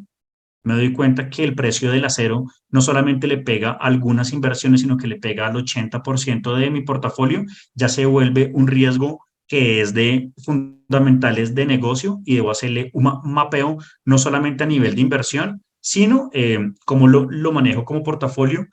Y acá lo que es muy importante son reglas de portafolio. Si yo tengo dos proyectos, uno gana 10 y uno pierde 2, ¿me permiten hacer el neto en 8? ¿O yo debo llevar las dos inversiones a los lugares, a las instancias de gobierno? ¿O la instancia de gobierno me permite que los proyectos de agua se neteen, los de infraestructura se neteen, los de tecnología se neteen? Que es la facultad o es la ventaja de trabajar por portafolios. Pero debo dejar muy claras cuáles son esas reglas y cuáles son esos grupos de proyectos que como portafolio simplemente yo neteo cuál me dio por encima, cuál da por abajo, y solamente llevo el número al final de las sumas y restas. Porque si no puedo hacer esto, como dije al comienzo, no tengo un portafolio, tengo una suma de proyectos donde al final tengo que llevar a las instancias del gobierno cada una de las inversiones de manera independiente. Acá en 4 grandes pasos, como es el seguimiento de inversiones. PMI 1.0, verificar si es proyecto o no proyecto, porque si es no proyecto, pues no le va a pedir el mismo nivel de detalle. Cuando tengo un proyecto, hago una curva S, identifico exactamente en dónde debería ir, en dónde voy, con eso calculo el SPI, exactamente igual en temas de presupuesto, en dónde voy, dónde debería ir, calculo el CPI, miro por valor ganado si el avance que yo tengo corresponde a la plata que me he gastado, al dinero que he gastado, hago la proyección de finalización en tiempo, ahí puede que tengan que levantar banderas, la mano, si no voy a cumplir con algún compromiso, voy a levantar la mano por costos, por si tengo que hacer algún ajuste, alguna change order asociado a las instancias de gobierno. Y es lo que es muy importante y es lo que se debe llevar a los tomadores de decisión. ¿Cuál es el estado de salud? ¿Pueden estar tranquilos? vamos bien dentro de algunos ires y venires propios del proyecto, pero todavía no hay de qué afanarse porque no nos vamos a salir en este momento de control. Esto es desde el punto de vista de inversiones. Ahora, el portafolio. El portafolio lo primero es, vamos a hacer un seguimiento a los fundamentales del mercado. En el caso de esos ejemplos que son el precio del crudo, las tarifas que se están teniendo por el transporte de crudo, la tasa de cambio entre el peso o el dinero de cada país y el dólar, muy seguramente los costos de los principales productos que tenemos para la construcción del acero, el costo de los fletes, de los containers, y todo esto lo que hacemos es que analizamos, justamente el año pasado hicimos un análisis muy interesante porque teníamos una alerta de mayor costo de acero. Cuando miramos nuestro portafolio, ya todo se había comprado. Entonces, que el acero aumentara no impactaba mi portafolio. Entonces, por más que algo efectivamente es una variable de riesgo, si no me impacta a mi portafolio, no es un riesgo para el portafolio. Y a veces con eso se logra eliminar bastante humo o bastante dramatismo que se puede llegar a tener, pero asimismo, de pronto no estábamos teniendo en cuenta algunas variables que sí nos iban a impactar directamente en nuestro portafolio. Acá, ¿qué es lo que se debe hacer? Se debe analizar ya el total de portafolio, revisar muy bien cómo fueron esas agrupaciones. Muy seguramente yo no puedo mezclar las inversiones que son por BPN con las que son por riesgos. Entonces, acá también lo que comenzamos a hablar es el tema de subportafolios. ¿Cómo vamos a hacer mi subportafolio basado en riesgos que muy seguramente no serán proyectos, no tendrán una curva S tan programada o tan detallada, pero las inversiones de los proyectos que son por BPN, que son por modelo financiero, por lo general tienen unas planeaciones mucho más rígidas, mucho más detalladas, y así comenzamos a agrupar cómo le va haciendo seguimiento a unos o a otros. Y algo que es muy importante, dice acá, el punto 8 es, al final de los análisis línea a línea, de los análisis completos de portafolio, yo debo ir donde los tomadores de decisión, levantar la mano y decirles, vamos bien, pueden estar tranquilos, o necesito más dinero, o necesito que me permitan repriorizar algunas actividades, sacando algunas o desplazándolas y trayendo otras, pero me mantengo dentro del presupuesto. Esto es algo que se debe definir muy bien, cuáles son las reglas de gobierno, cuál es la periodicidad y a cuáles son las mesas que se llevan. Si son mesas con gerentes, presidentes, vicepresidentes, junta directiva o hasta donde existe el manejo que tiene cada uno de los cargos. Ya estamos viendo un tema de cumplimiento. Y acá lo que hablamos era promesa de valor y beneficios, que de hecho el PMI, vi una conferencia que hablaba de PMI 2.0 y habla justamente de los beneficios. Si yo pido plata para construir un restaurante, la promesa de valor es construir el restaurante, construirlo en tiempo, costo, alcance, calidad, lograr los permisos del gobierno. Yo ahí no he devuelto el dinero que pedí. Yo solamente devuelvo el dinero con el beneficio. ¿Y el beneficio cuál es? Lograr vender 200 hamburguesas durante 4 años para poder pagar efectivamente el dinero que yo pedí. En un tema de riesgos, la promesa de valor puede ser que yo no tenga accidentes en mi vehículo porque cambié los frenos, pero el beneficio es poder ir hasta Cartagena por tierra sin tener ningún tipo de accidente. La promesa de valor por lo general es el resultado inmediato de finalizar la ejecución, la construcción o el mantenimiento, pero el beneficio es la razón por la cual yo hice a mediano o largo plazo esa inversión. A veces pueden estar muy cerca en el tiempo, perdón, o a veces pueden estar muy lejos, como cuando yo termino la construcción de un restaurante, pero voy a terminar de pagarle al banco a los 5 años, porque significa que la promesa de valor, una vez que yo inauguro el restaurante, la cumplí, pero el beneficio solamente cuando yo le pague la última cuota al banco, es que yo puedo decir que efectivamente yo la pagué. Y acá en el cumplimiento es muy importante dejar claro si yo voy a hacer esas validaciones durante la ejecución o solamente al terminar la ejecución y por cuánto tiempo.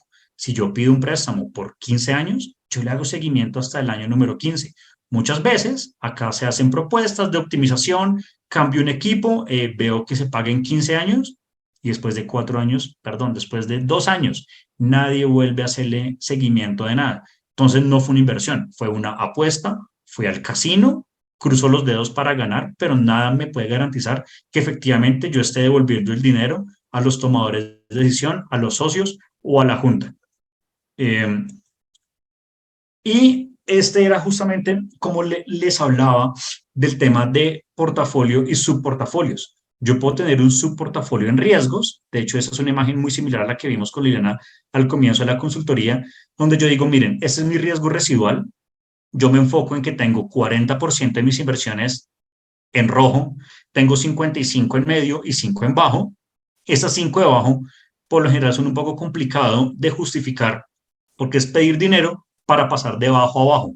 En algunos proyectos muy asociados con tecnología, muy asociados con manejos de agua, se entiende, pero venderlo a la Junta es un proceso bien complicado porque pues si yo pido dinero para pasar de bajo a bajo, no me lo van a dar.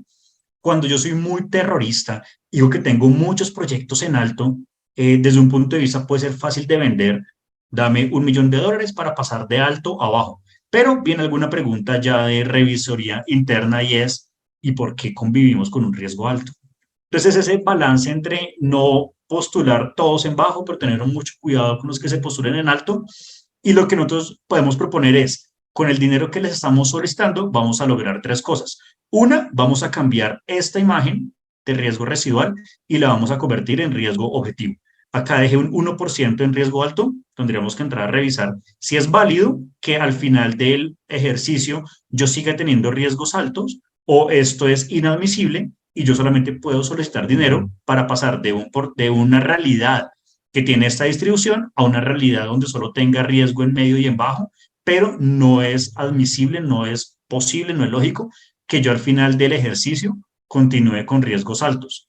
El subportafolio de optimización puede ser una promesa en el cual yo digo el primer año, que puede ser no este año, sino el siguiente, estamos en el año 0, voy a lograr una reducción del 10% en emisiones, en el año 2 será del 18, en el año 3 será del 25. Yo tengo que ir haciendo seguimiento de la promesa de valor y del beneficio para asegurar que esté cumpliendo. Pero si vemos hacer una sola visión en la cual yo mezcle riesgos con descarbonización, no es lo más óptimo. Entonces, si mi portafolio fuera riesgos, optimización y tengo el proyecto Omega que haciendo una inversión de más o menos $27 millones, hago una promesa de un BPN de $50 millones en el año 10. Eso es como debería presentarlo. Yo no puedo coger esos 3 tipos de inversión, mezclarlos en un solo portafolio y decir que tengo una rentabilidad descarbonizada, reducción de riesgos, porque genera demasiado ruido. Yo lo que hago es que presento mis 3 subportafolios, le hago seguimiento a cada uno de ellos, defino cada cuánto le hago seguimiento, cómo es la mejor metodología para presentarlos y, como les digo en este ejemplo del proyecto Omega, lo mínimo que yo haría es hacer seguimiento continuo hasta el año 5, al menos para garantizar que no perdí plata.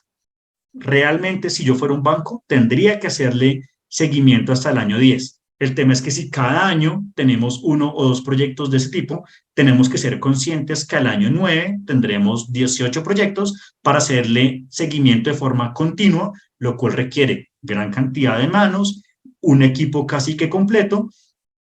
Pero es que si yo hago una promesa de un beneficio a 10 años y no le hago seguimiento, soy reiterativo, no es una inversión, fue una apuesta, fui a un casino, pero nada me está garantizando que yo realmente devuelva el dinero con el aumento del dinero en el tiempo que yo prometí al inicio de la inversión. Eso era brevemente y corriendo un poco hacia el final lo que tenía para compartir con ustedes el día de hoy. Pero pues no sé, acá como les Ahí, digo. Javier, si volvemos para atrás, quería hacer una salvedad. Cuando vos mostrás la gráfica, esta que tenemos acá a la izquierda, que decías, bueno, si es aceptable o no quedar con un 1% de riesgo objetivo en rojo. En realidad, eso es un tema que se llama apetito al riesgo. El directorio o la gerencia general, los ejecutivos de las empresas, fijan lo que se llaman los enunciados de apetito al riesgo. Si alguien no conoce ese concepto, lo puede ver, también hay un video que se llama Apetito al riesgo, apetito y tolerancia al riesgo, que está en YouTube, en mi canal, y ahí van a saber lo que es.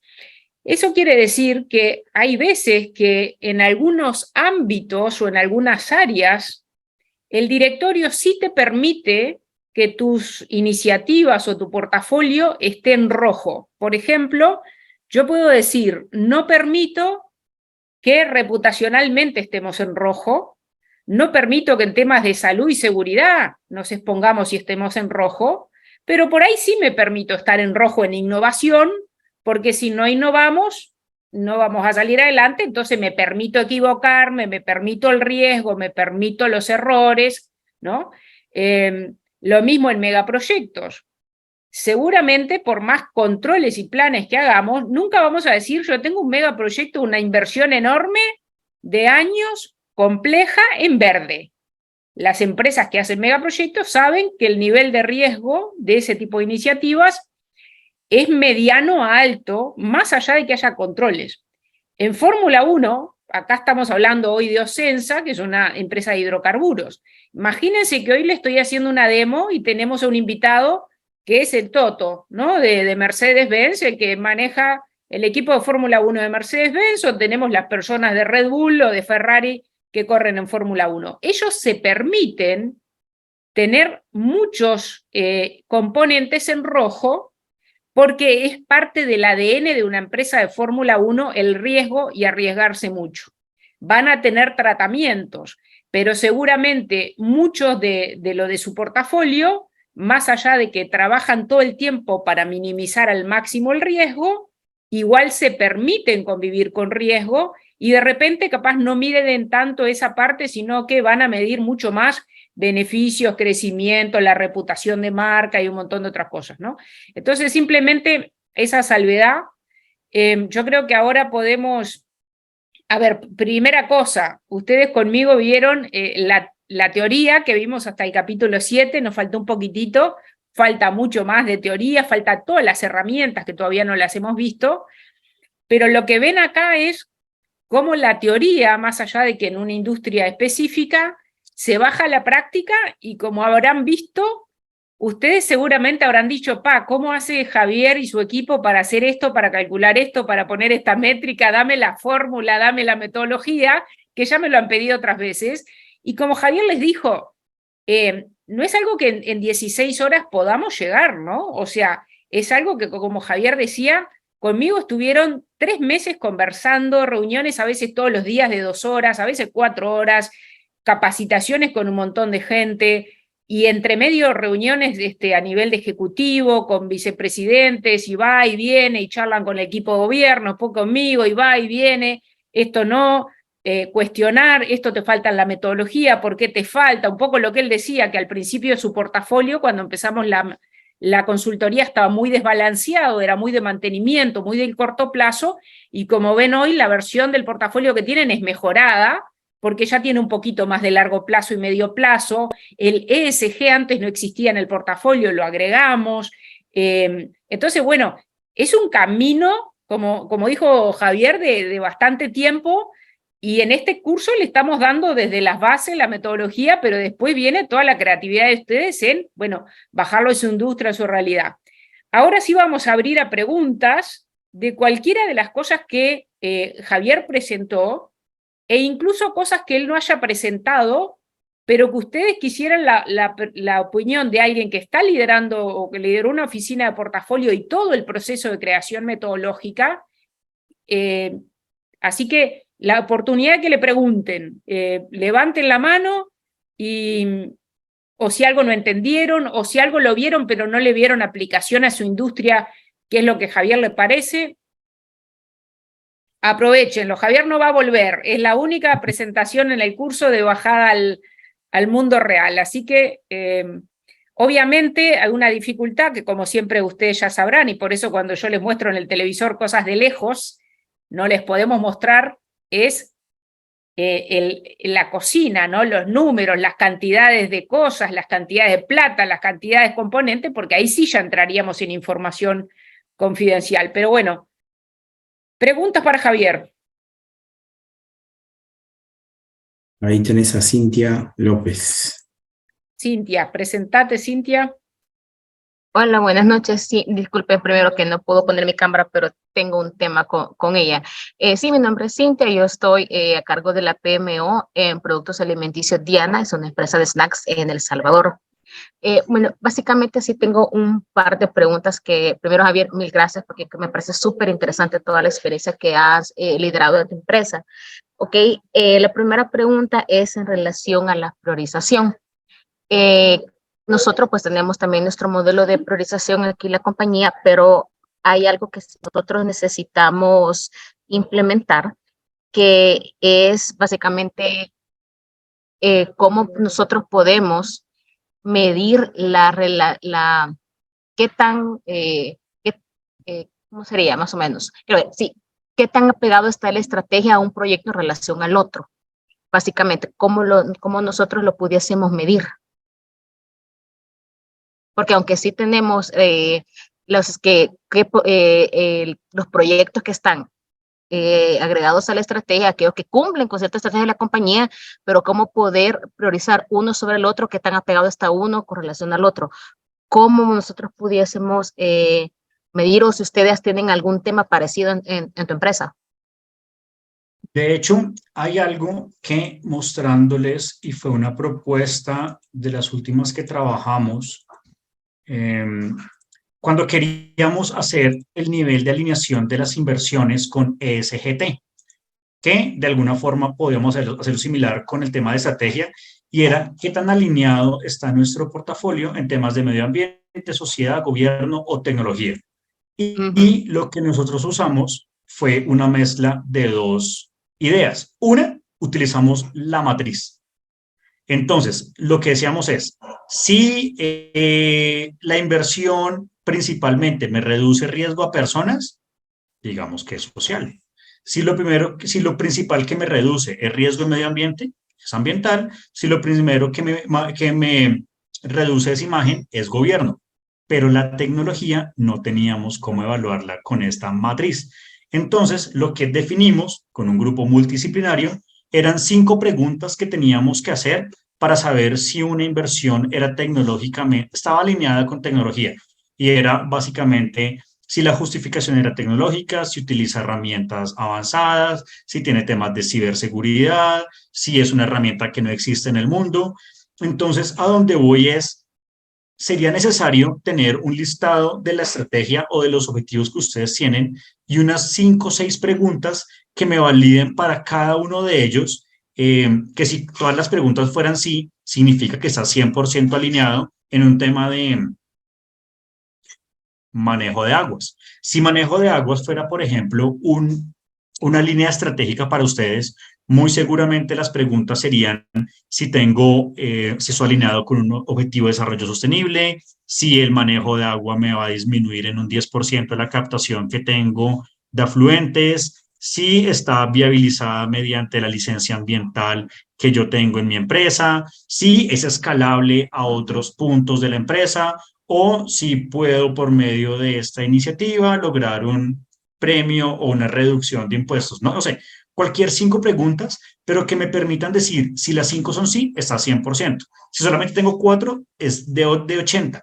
De esa forma, en un momento de crisis yo digo, primero cojo las que están alineadas en 100%, luego las que están en 80 y una que puede ser muy importante, pero si solamente está alineada en un 20%, pues lo siento, pero en un momento de crisis no la podré hacer. Tendré que esperar un momento en el que no tenga escasez de recursos, bien sea de manos por ejecución o de presupuesto para hacerla. Pero tendríamos que coger cada una de esas líneas y definir cuáles son las preguntas que debe hacérsele para lograr el 100%. No deben ser muchas preguntas, no es un número mágico, pero creo que 5 funciona. Más de 5 se vuelve inmanejable y solo con 2 preguntas, pues, no nos da esa posibilidad de hacer una priorización al menos en unos 4 o 5 escenarios. No sé si por ese lado era la pregunta. Sí, Javier, justamente porque es básicamente, será una manera cualitativa, entonces básicamente convertirlo de manera numérica, dándole un peso a cada una de estas preguntas. Tal cual. Es que ahí, Cintia, para hacer un complemento a lo de Javier, ¿te acordás que la clase pasada vimos varios ejemplos? Uno de ellos es ese ejemplo que tenía varias categorías y subcategorías, y cada subcategoría tenía varias preguntas, todas tenían un peso y después lográbamos un score, ¿no? Un puntaje. Y que yo les había dicho que, más allá de que uno puede tener 30 criterios o subcriterios, como en ese ejemplo que era el más detallado de los que están en el libro, yo les había dicho que en general, en el mundo real, no son más de 5 a 10. Y acá ven la recomendación de Javier, o por lo menos es no más de 5. Javier, ¿cuántos componentes tenemos hoy en el portafolio de ustedes, entre operaciones y proyectos andábamos cerca de 200, ¿no? Sí, Claro. señor. Entonces, imagínense, si ustedes tienen 200 componentes, hacerse 5 preguntas para evaluar 200 componentes son 200 por 5. Si ustedes tuvieran un portafolio más pequeñito, 30 proyectos, se pueden dar el lujo de evaluar más criterios, porque bueno, 30 por 8, ¿no? Pero bueno, cuanto más cantidad de componentes tenemos, si agregamos más cantidad de criterios se puede complicar. Ok. Clau, no sé, Cintia, si tenías otra pregunta, que dijiste que tenías más de una, o... Sí, sí, por Dime. favor, sí, tengo otra pregunta en relación al ancho de banda de los recursos. Ajá. Entonces, de qué manera lo miden ustedes ahí en la compañía? Para saber cuántas, y me llama la atención que tenía la clasificación de proyectos XS, SML y XL. Entonces, ¿cómo miden ese ancho de banda en cada uno de los elementos de una de las personas, de los recursos? Primero, para identificar un tipo de proyecto que es, existen algunas preguntas. Es una calculadora que debe hacerse a la luz de cada empresa y es el nivel de complejidad. Nuevamente convertimos algo intangible en un número. Entonces es una matriz que mira el nivel de complejidad, dice en cuántas estaciones, por ejemplo, a lo largo de Colombia se va a usar, cuántas disciplinas tiene, si es civil, mecánica, eléctrica, instrumentación, el costo que tiene, y ya teniendo todas las variables, hay una calculadora que nos dice esto es S, es XS, es ML, y realmente la capacidad se da es en manos. Nos sentamos, por ejemplo, con el equipo de construcción y nos dicen, mire, en este momento por el equipo que tenemos, a no ser que tercerizáramos, pero como estamos hoy, podemos manejarle por regla de 3, 2 proyectos XL o 4M o 8S. Entonces define usted la mezcla que quiere tener, o sería un XL y un M y dos XS. Es como tener claridad y darle puntaje a decir que una persona solamente puede tener 10 puntos, pero entonces cada XL son 5, cada M pueden ser 3 y cada XS puede ser 1. Puede ser como una forma de llevarlo, y al final con la mezcla que yo tenga, si me da más de 10 puntos, significa que la gerencia, porque tiene un planeador, tiene alguien de costos, tiene alguien de ejecución, tiene que hacer ciertas visitas de campo, pues no es posible hacer más. Pero todo esto es básicamente coger lo intangible y volverlo un número para así poderlo comparar. Y eso se hizo con las diferentes áreas, con mantenimiento, con operaciones, con proyectos, y determinamos cuánto era el máximo que podían tener, pero el máximo no puede ser por líneas, sino que toca también ponderarlo por el tamaño. Pero es un ejercicio que se hace a la luz de cada uno de los ejercicios, de las realidades, y en nuestro caso depende mucho si es proyecto o no proyecto, porque cuando es proyecto, además tiene un equipo de calidad, tiene un equipo de comisionamiento, de puesta en servicio, tiene toda una interventoría. Entonces, cuando es proyecto, la cantidad de proyectos que se pueden hacer disminuye, dado que la necesidad de manos aumenta significativamente. Cintia, no Muchas sé si gracias, te Javier. quedó alguna pregunta, si no, igual pasemos a Claudia y después al final si quedan, para que no hagamos más de 2 preguntas por persona.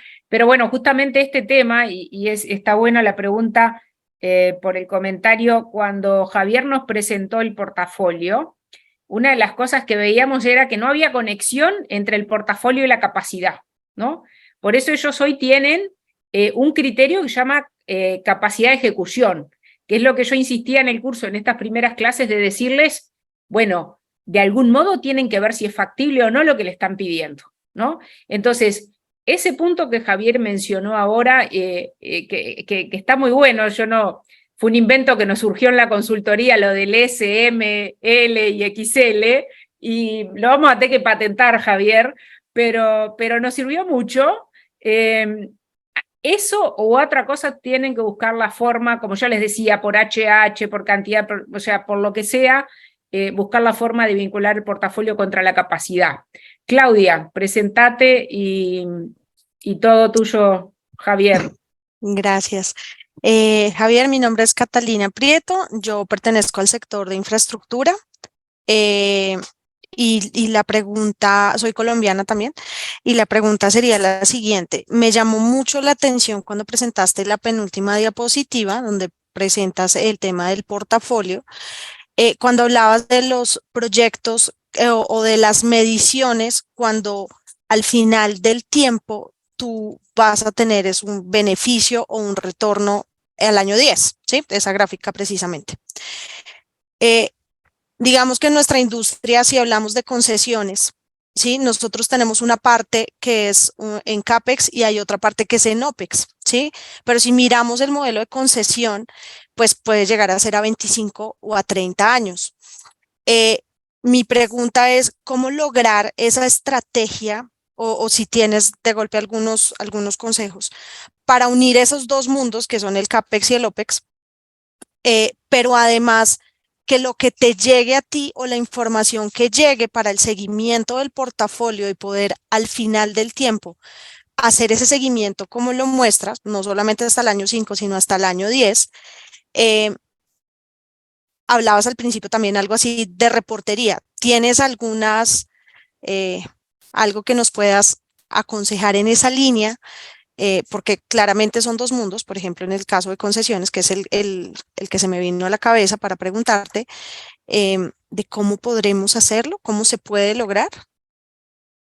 Ese lo tengo de manera teórica, porque tal como tú dices, no puedo decir que lo haya hecho durante los 30 años de una inversión, durante el tiempo que dura. Lo único Vas es a que tener 90 años, Javier, y vas a estar sí, yendo a la oficina a medir el beneficio. sí, es Total. como cuando Recién alguien aprendieron beneficio este año, así que imagínate, dentro de 30 años te cuenta. es exactamente igual cuando piden a veces experiencia para trabajar en proyectos de hidroeléctricas, que tenga cuatro hidroeléctricas. Cada hidroeléctrica dura 8 años. No cualquier persona va a tener 4 hidroeléctricas en su experiencia, es imposible. Pero entonces, digamos, con esto está muy asociado a este cuadro, que es el que he tenido para hacer algunas evaluaciones, donde efectivamente acá se tienen los costos, que son los OPEX, y por acá tenemos todo el tema de CAPEX. Sabemos que inicialmente, pues siempre baja. Lo único es tener este cuadro al principio con proyecciones, después ya con datos reales, pero cada año irlo actualizando cuál es el CAPEX que espero que se vaya usando, cuál es el OPEX, y solamente teniendo un cuadro que yo lo vaya alimentando, insisto, durante las fases de planeación, será con proyecciones, con macroeconómicos, ya en el momento en el que la vía comienza a funcionar y reciba dineros por el paso de los tolls, de los peajes, comenzar a hacer la actualización cada 3 meses, cuánto he recibido por peajes, pero también cuánto he gastado en mantenimiento, pero también cuáles fueron las obras adicionales que tuve que hacer, cuáles fueron las obras sociales que tuve que hacer. Todo esto y comenzar a llevar el seguimiento específico, ya en este punto, ir llevando el seguimiento específico de cuánto es. Es muy difícil, pero viendo desde el punto de vista de un banco, si tú le pides plata a un banco para una hipoteca del apartamento, ellos te van a recordar cada mes durante 15 años, al menos en Colombia, que les debes plata. Y efectivamente, ¿cuánto es? Que eso en algún punto significará un departamento completo de análisis de beneficios del pasado, pero es que la única forma de hacerlo, o al menos garantizar cuando la inversión cruce por cero, mirar cuál es el histórico que ha tenido, hacer la mejor proyección y olvidarse de él. No lo recomiendo, pero es preferible asegurando que ya cruzó por cero a un proyecto como este que al segundo año yo no he visto en ninguna junta directiva que digan, oiga, vengo a traerles el análisis financiero del proyecto que entró en operación hace 4 años que aún no ha cruzado por cero. No lo he visto, simplemente se olvidan de esos proyectos y a punta de proyecciones se asume que en algún momento cruzan por cero. Pero es que esa asunción puede estar siendo plata de alguien, más si es un dinero público. Haciendo un paréntesis, uno de los grandes ruidos que ha generado la refinería de Colombia porque tuvo acá unos costos exorbitantes, pero se supone que ese producto al final va a tener un BPN más alto del que se había identificado. Entonces puede que haya sido más dinero, son gastos más altos, pero como rentabilidad parece que Reficar va a ser mucho más rentable de lo que se había hablado. Entonces si nos enfocamos solamente acá, es un despilfarro de dinero del Estado, pero si vemos este punto, parece que va a ser un negocio mucho más interesante. De hecho, en Colombia, haciendo un paréntesis, un canal público que se llama Señal Colombia. Fue el único canal que en algún momento sacó en vivo el concierto de Metallica. Ahí estaba el dueño del espacio. Nunca un canal público había pagado tanto dinero por un concierto. Casi se mete en problemas porque era dinero público, pero después salió a decir que nunca ningún canal público había tenido tanta pauta publicitaria como ese canal en ese día. Entonces, si yo solamente lo analizo por plata, es gravísimo. Pero si al final me doy cuenta de la rentabilidad que tuvo, es impresionante. Entonces, es cuando, si me quedo solamente en un momento, puede que no le vea el beneficio a futuro, pero si yo hago una promesa a 15 años y te la hago a ti, Claudia, mi responsabilidad es cumplirte en 15 años. Pero no es fácil y entiendo que requeriría un ejército de personas haciendo esas evaluaciones. Sí, y todavía no hemos visto, Claudia, pero vamos a ver todo el capítulo de beneficios, ¿no? Para ver justamente eso, que en los portafolios se acostumbra mucho mostrar el tema plata y no el tema tanto de beneficios como dice Javier. Y otra cosa que es importante de lo que Javier decía y de esa gráfica y de estar midiendo, en algún momento Javier me preguntó, ¿cómo le vendo el beneficio de una oficina de portafolios o de un área de portafolios o de nuestro sueldo a mis jefes, al gerente general o a los ejecutivos? Y yo creo que una de las formas de vender es justamente que el año que viene, vengan el año que viene, en 2 años, y le digan, señor, ¿se acuerda el proyecto de hace 3 años? Bueno, lo íbamos a recuperar en 5, ya se recuperó, o ya llegamos al break-even point. ¿O se acuerda el proyecto de hace 7 años que hoy tendría que tener estos beneficios? No está teniendo estos beneficios. Entonces, de alguna forma, los inversionistas, los dueños, los gerentes general, empiezan a adquirir confianza y empiezan a ver el valor que presenta la oficina de portafolios, porque de algún modo es como que, aunque pasó el tiempo, ellos siguen mirando si se cumplió o no se cumplió la promesa de valor, los beneficios en el corto, mediano o largo plazo, ¿no? Bien, Ferney.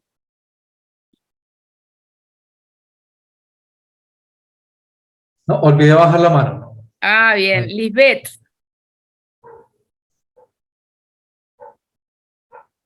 Estás muteada, Lisbeth. Desmuteate. Ahí va. Perdón. Muchas gracias. Gracias, Liliana. Hola, Javier. Hola a todos. Buenas noches. Yo trabajo en Perú en un área de riesgo corporativo, en una holding que es el Grupo Romero. Nosotros apoyamos a las empresas en los temas de gestión de riesgos y las empresas son de varias industrias, ¿no? De oil and gas, pasando por manufactura, pesca, puertos, etcétera. Yo quería, un poco estando desde el otro lado de la cancha, por así decirlo, y veo que como que la gestión de riesgos va acompañando toda la gestión de portafolio, un poco a partir de la priorización, luego en la propia gestión de todo el portafolio y en la ejecución de los programas, de los proyectos. Quería preguntarte desde tu perspectiva, ¿cómo es que las áreas de portafolio o el APMO se puede apalancar de las áreas de riesgo corporativo para efectivamente facilitar la gestión del portafolio? O de pronto, ¿qué podemos hacer desde las áreas de riesgo corporativo para ser un mejor aliado y facilitarles ese trabajo? Excelente pregunta. Hay un punto que creo que no lo dije o no quedó explícito, y es acá cuando hablamos de los riesgos de la ejecución. Nosotros, de hecho, nos apalancamos mucho en el área de riesgo corporativo, no tanto para la postulación, porque, si no, efectivamente no quedó acá.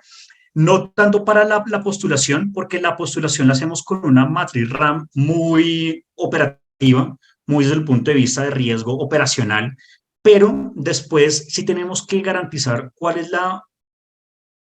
el riesgo que no cumplamos con la promesa que hicimos. Tal como acabamos de hablar ahora, yo hago una promesa a 10 años, pero justamente el área de riesgo corporativo me dice, no, está muy, muy complicado porque usted no está teniendo en cuenta que va a tener temas sociales, ambientales, de mercado, de regulación. Ese proyecto que usted tiene de 10 años, dada la particularidad de la zona geográfica en donde está, dado que requiere una importación de cierto tipo de equipos, póngale un 20% más, porque no es lógico el tiempo tan cerrado que está dando.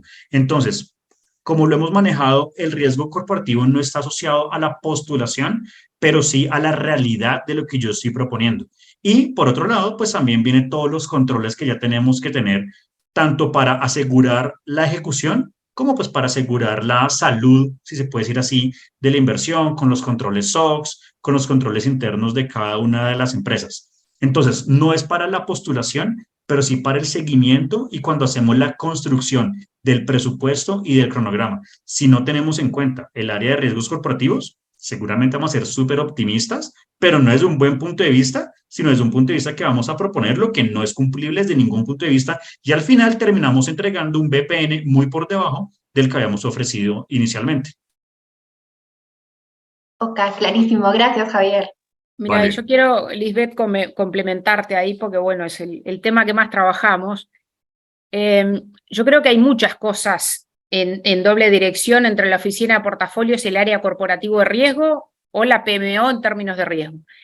En primer lugar, el área corporativo de riesgo es quien trabaja con los ejecutivos para definir los apetitos y la tolerancia al riesgo, en qué área se pueden arriesgar, en qué área no y hasta dónde. Y esos son lineamientos de gobierno, de gobernanza del portafolio que tienen que estar claros.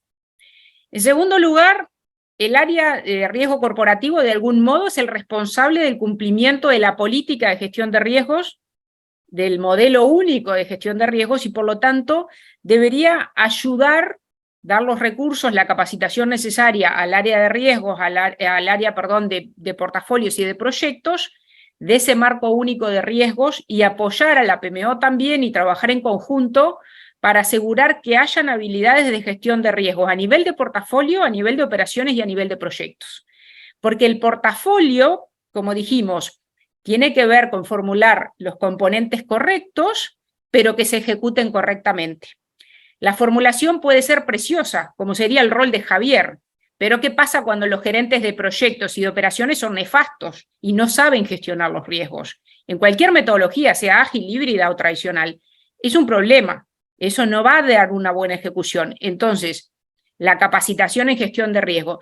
En tercer lugar, hay una cosa muy importante para el área de riesgos, y es que el área de riesgo tiene que entender qué es gestión de portafolios para entender que la oficina de portafolios necesita una metodología de riesgo de portafolio que tiene particularidades y diferencias con el RM de riesgo corporativo.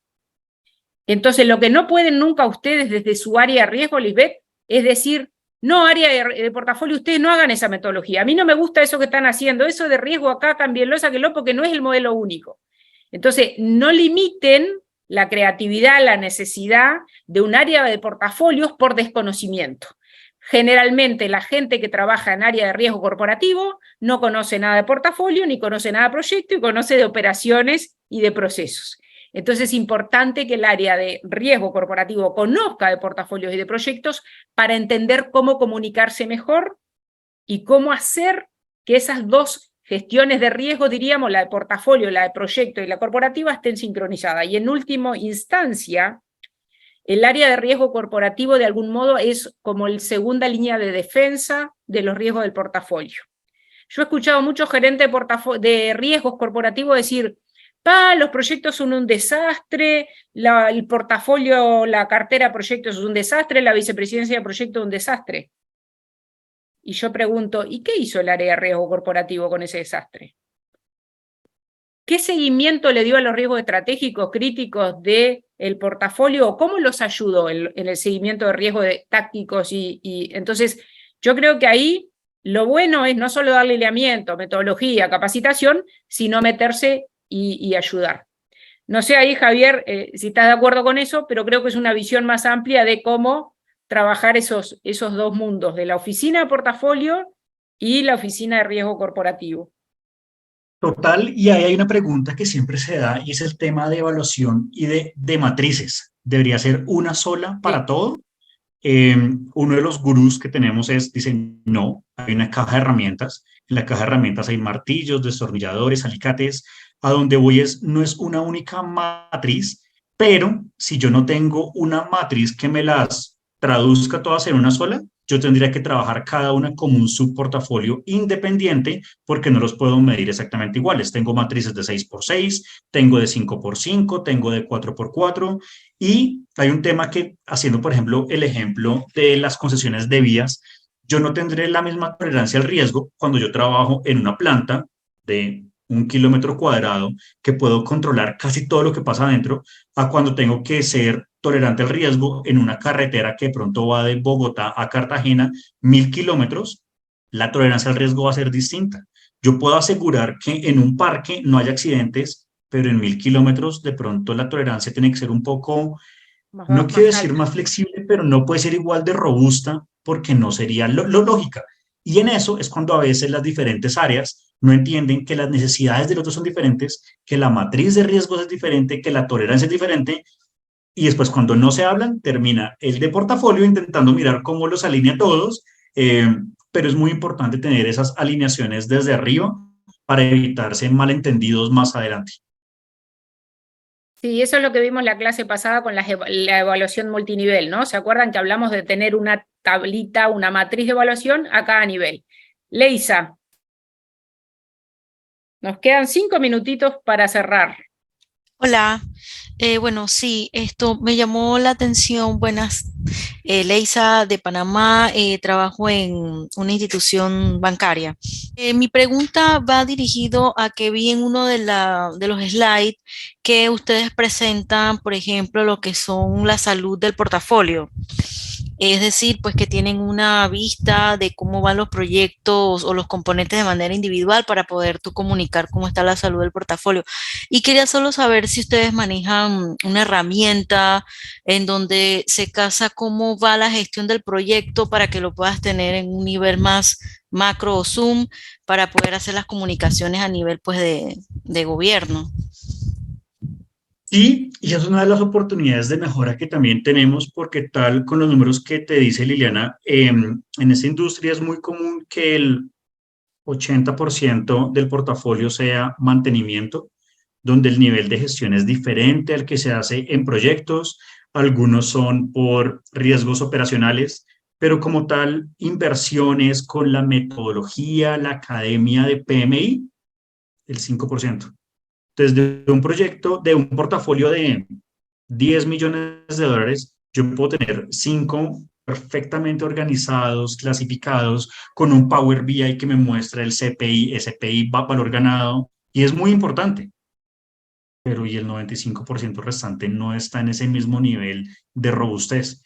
Entonces, hay que tener todo el cuidado. Básicamente, las herramientas pues son un Project Primavera, llevarlo a un Excel y después hacer la visualización en un Power BI. De hecho, vi hace poco un amigo, un gran amigo, puso en LinkedIn que Primavera sí permite coger todos los proyectos y te hace la agrupación por portafolio y da justamente la salud por portafolio. Creo que tendré que revisar eso en los próximos días porque suena muy interesante. El tema es que pues solamente manejar Primavera a nivel de una inversión es toda una tesis de doctorado, entonces verlo como portafolio pues será aún más complicado. Esperemos que de pronto Project también tenga como esas ventajas muy próximamente, porque solamente Project te maneja cada una independiente, da resultados de línea a línea de proyecto o de inversión de forma independiente, pero no lo netea como un portafolio, como cuando llega, insisto, el extracto de Bancolombia, de Scandia, de Scotiabank, que dice sus acciones rentaron +2. Uno nunca sabe si fue que una rentó +100 y una se descalabró en -98 o fue que fueron diferentes, pero es algo que es muy importante porque si no se puede hacer un neto, terminamos pues manejando, como decía Liliana, 200 líneas y llevar eso ante mesas o juntas directivas pues sería inmanejable, serían unas jornadas demasiado largas. Pero por ahora básicamente es los indicadores básicos de proyectos, cómo voy en tiempo, cómo voy en costo, un análisis de los riesgos, aunque en última los riesgos se ve cómo me impactan en tiempo o en costo. El alcance es medianamente subjetivo para un Excel, es más un tema de contrato, entonces volveríamos a lo mismo. Realmente lo que se ve es tiempo, costo, y el que es importante si es el beneficio.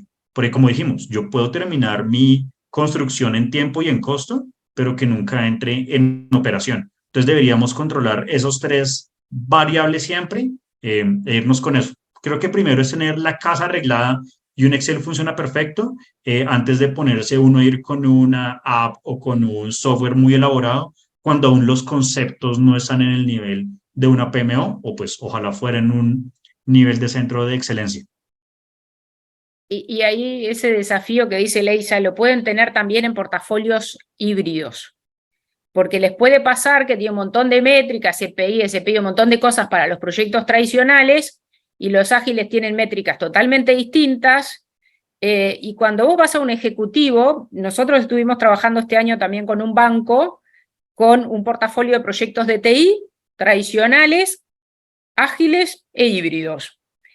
Cuando ibas a hablar con los ejecutivos, le importa un pomo si es ágil o híbrido, no le importa nada eso. O sea, arreglátela como sea, ejecutá el trabajo que tenés, que para eso te pago y tenés el departamento de TI. A mí no me importa ágil de esto, lo otro, ni nada. A mí decime, y tenían con proyectos ágiles, tenían un desfasaje enorme en costo y además en tiempo. Porque por más que yo diga, bueno, con ágil, no sé, no tengo un Gantt chart y no sé, tengo el feature, ¿no? Y todos los sprint y todo lo demás, el tipo necesita que de acá a 2 años todo un sistema legado esté migrado, por ejemplo. ¿Qué sprint le pones antes, después? ¿Qué feature va primero? No sé qué. Todo bien, a los ejecutivos eso no le interesa, ¿no? O sea, estamos con un banco ahora que tenía un proyecto de TI de estas características, le dijeron iba a ser 2 años, ya va 5 años y el sobrecosto ha sido enorme. Entonces, aunque sea ágil, aunque sea híbrido, aunque sea tradicional, tenemos que tener lo que yo les decía el otro día, un set mínimo de métricas comunes para tener una visión integral del portafolio y darle respuestas al comité de gobierno y a los ejecutivos. Ferney, ya estamos en hora, vamos a tomar la pregunta de Ferney y de Marco y vamos a tener que cerrar. Sí, un poco yendo con lo que acabas de decir. Dentro del portafolio o los portafolios tienen una diferente forma de medir la salud financiera de los proyectos. Me refiero a aquello de cuál puede ser el nivel de sobrepasar el presupuesto, o si tienen, o si se basan solamente pues en las proyecciones de riesgo que podrían dar diferentes tolerancias de desviación inicial de los proyectos. No sé, ¿cómo hacen eso? ¿Es único o es por portafolio? No sé si me hice entender. Digamos, ahí tenemos 2 herramientas. Una es el control proyecto por proyecto. Efectivamente, existen unas métricas, puede ser el 5 o el 10% de autonomía para el jefe de ese proyecto. Por encima de eso tiene que irse, por supuesto, ya a un control de cambios con una autoridad superior, con un vicepresidente puede ser. Pero a nivel de portafolio y ya de mesas más grandes, si yo tengo en eficiencia energética, que uno se me pasó el 15, pero otro realmente lo llevó para el otro lado y al final se netea en 10, efectivamente cada uno debe tener la documentación de por qué se pasó, pero muy seguramente en ese caso, que haya neto de +8, yo aún no tengo que levantar la mano, no tengo que pedirle más dinero a la junta directiva, no tengo que pedir más dinero a presidencia, ellos no van a llegar, no voy a llegar con el listado de decir, estos 5 están por encima, estos 5 están por abajo, no, simplemente digo, su portafolio de eficiencia energética tiene un sobrecosto del 5%, pero en BPN está saludable, no estamos incumpliendo ningún riesgo, no tenemos accidentes de HCE, vamos a cumplir con las métricas y con los objetivos estratégicos y ellos pueden quedar tranquilos. Insisto, si me pidieran Zoom, yo debo tener cada uno de los documentos con los controles de cambio, con las aprobaciones de cada una de las líneas, pero a instancias más grandes con un neto por debajo de 10, si queda escrito en las reglas de gobierno, no debería haber ningún inconveniente. Entonces es cuando se hace el control y el seguimiento a nivel de inversión, pero ya el control y presentación y reporting, sí a manera de su portafolio. Ya, gracias. Marco. Bueno, para cerrar, a mí me llamó mucho la atención. Marco, presentate así Javier te conoce. Marco Carguas, yo veo temas, he trabajado con construcción y minería, veo el tema de un poco riesgo, seguridad de salud, actualmente elaborando con una consultoría. Bueno, me interesó mucho sobre el tema de velocidades de ejecución, el tema de 80-90, ¿cómo lo hacen ese tema? ¿Cuáles son los criterios? De repente podrías ahondar un poco más en ese tópico que me llamó la atención. Gracias. Por ejemplo, nosotros necesitábamos cambiar algo así como 40 válvulas del proceso. Entonces entraba la pregunta, ¿las 40 las ejecuto el mismo año?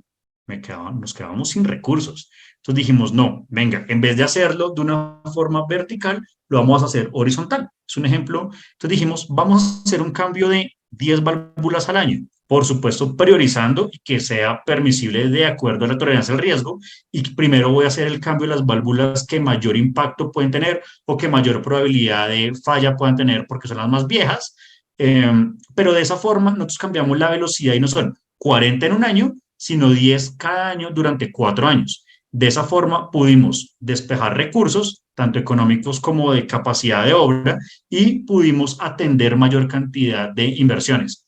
Cuando son temas tan puntuales como cambio de equipos, como mantenimiento es fácil, en un proyecto a veces no es tan sencillo, porque yo digo, si el proyecto se hace en un año, puede costar 100. Si se hace en 2, puede costar 120, porque los costos fijos se van a mantener, pero a veces puede que termine siendo más rentable o puede que termine siendo preferible para la empresa. Igual, sabemos que hacer un crashing o un fast track por lo general aumenta el costo, pero se disminuye en tiempo y trae una rentabilidad acelerada. A veces demorarlos tanto tiene una rentabilidad que baja, puede tener unos sobrecostos, lo cual se vería contraintuitivo, pero a nivel de portafolio me permitió atacar más frentes que si lo hiciéramos de una forma acelerada. Esto puede funcionar para algunos proyectos en temas de exploración y explotación de hidrocarburos y minería. Nos ahorcan donde digamos que queremos postergar la explotación de una mina o de un pozo, pero para algunos proyectos puede que funcione. Pero es un tema de mirar cada uno con lupa y analizar muy bien efectivamente cuáles son los tipos de proyectos. Los que son por BPN, no creo que lo permitan. Los que son por manejo de riesgos, puede que sí, priorizando primero alto, luego medio y al final dejamos los bajos. Sí, muchas gracias. Bueno, un aplauso para Javier. Javier, muchísimas gracias.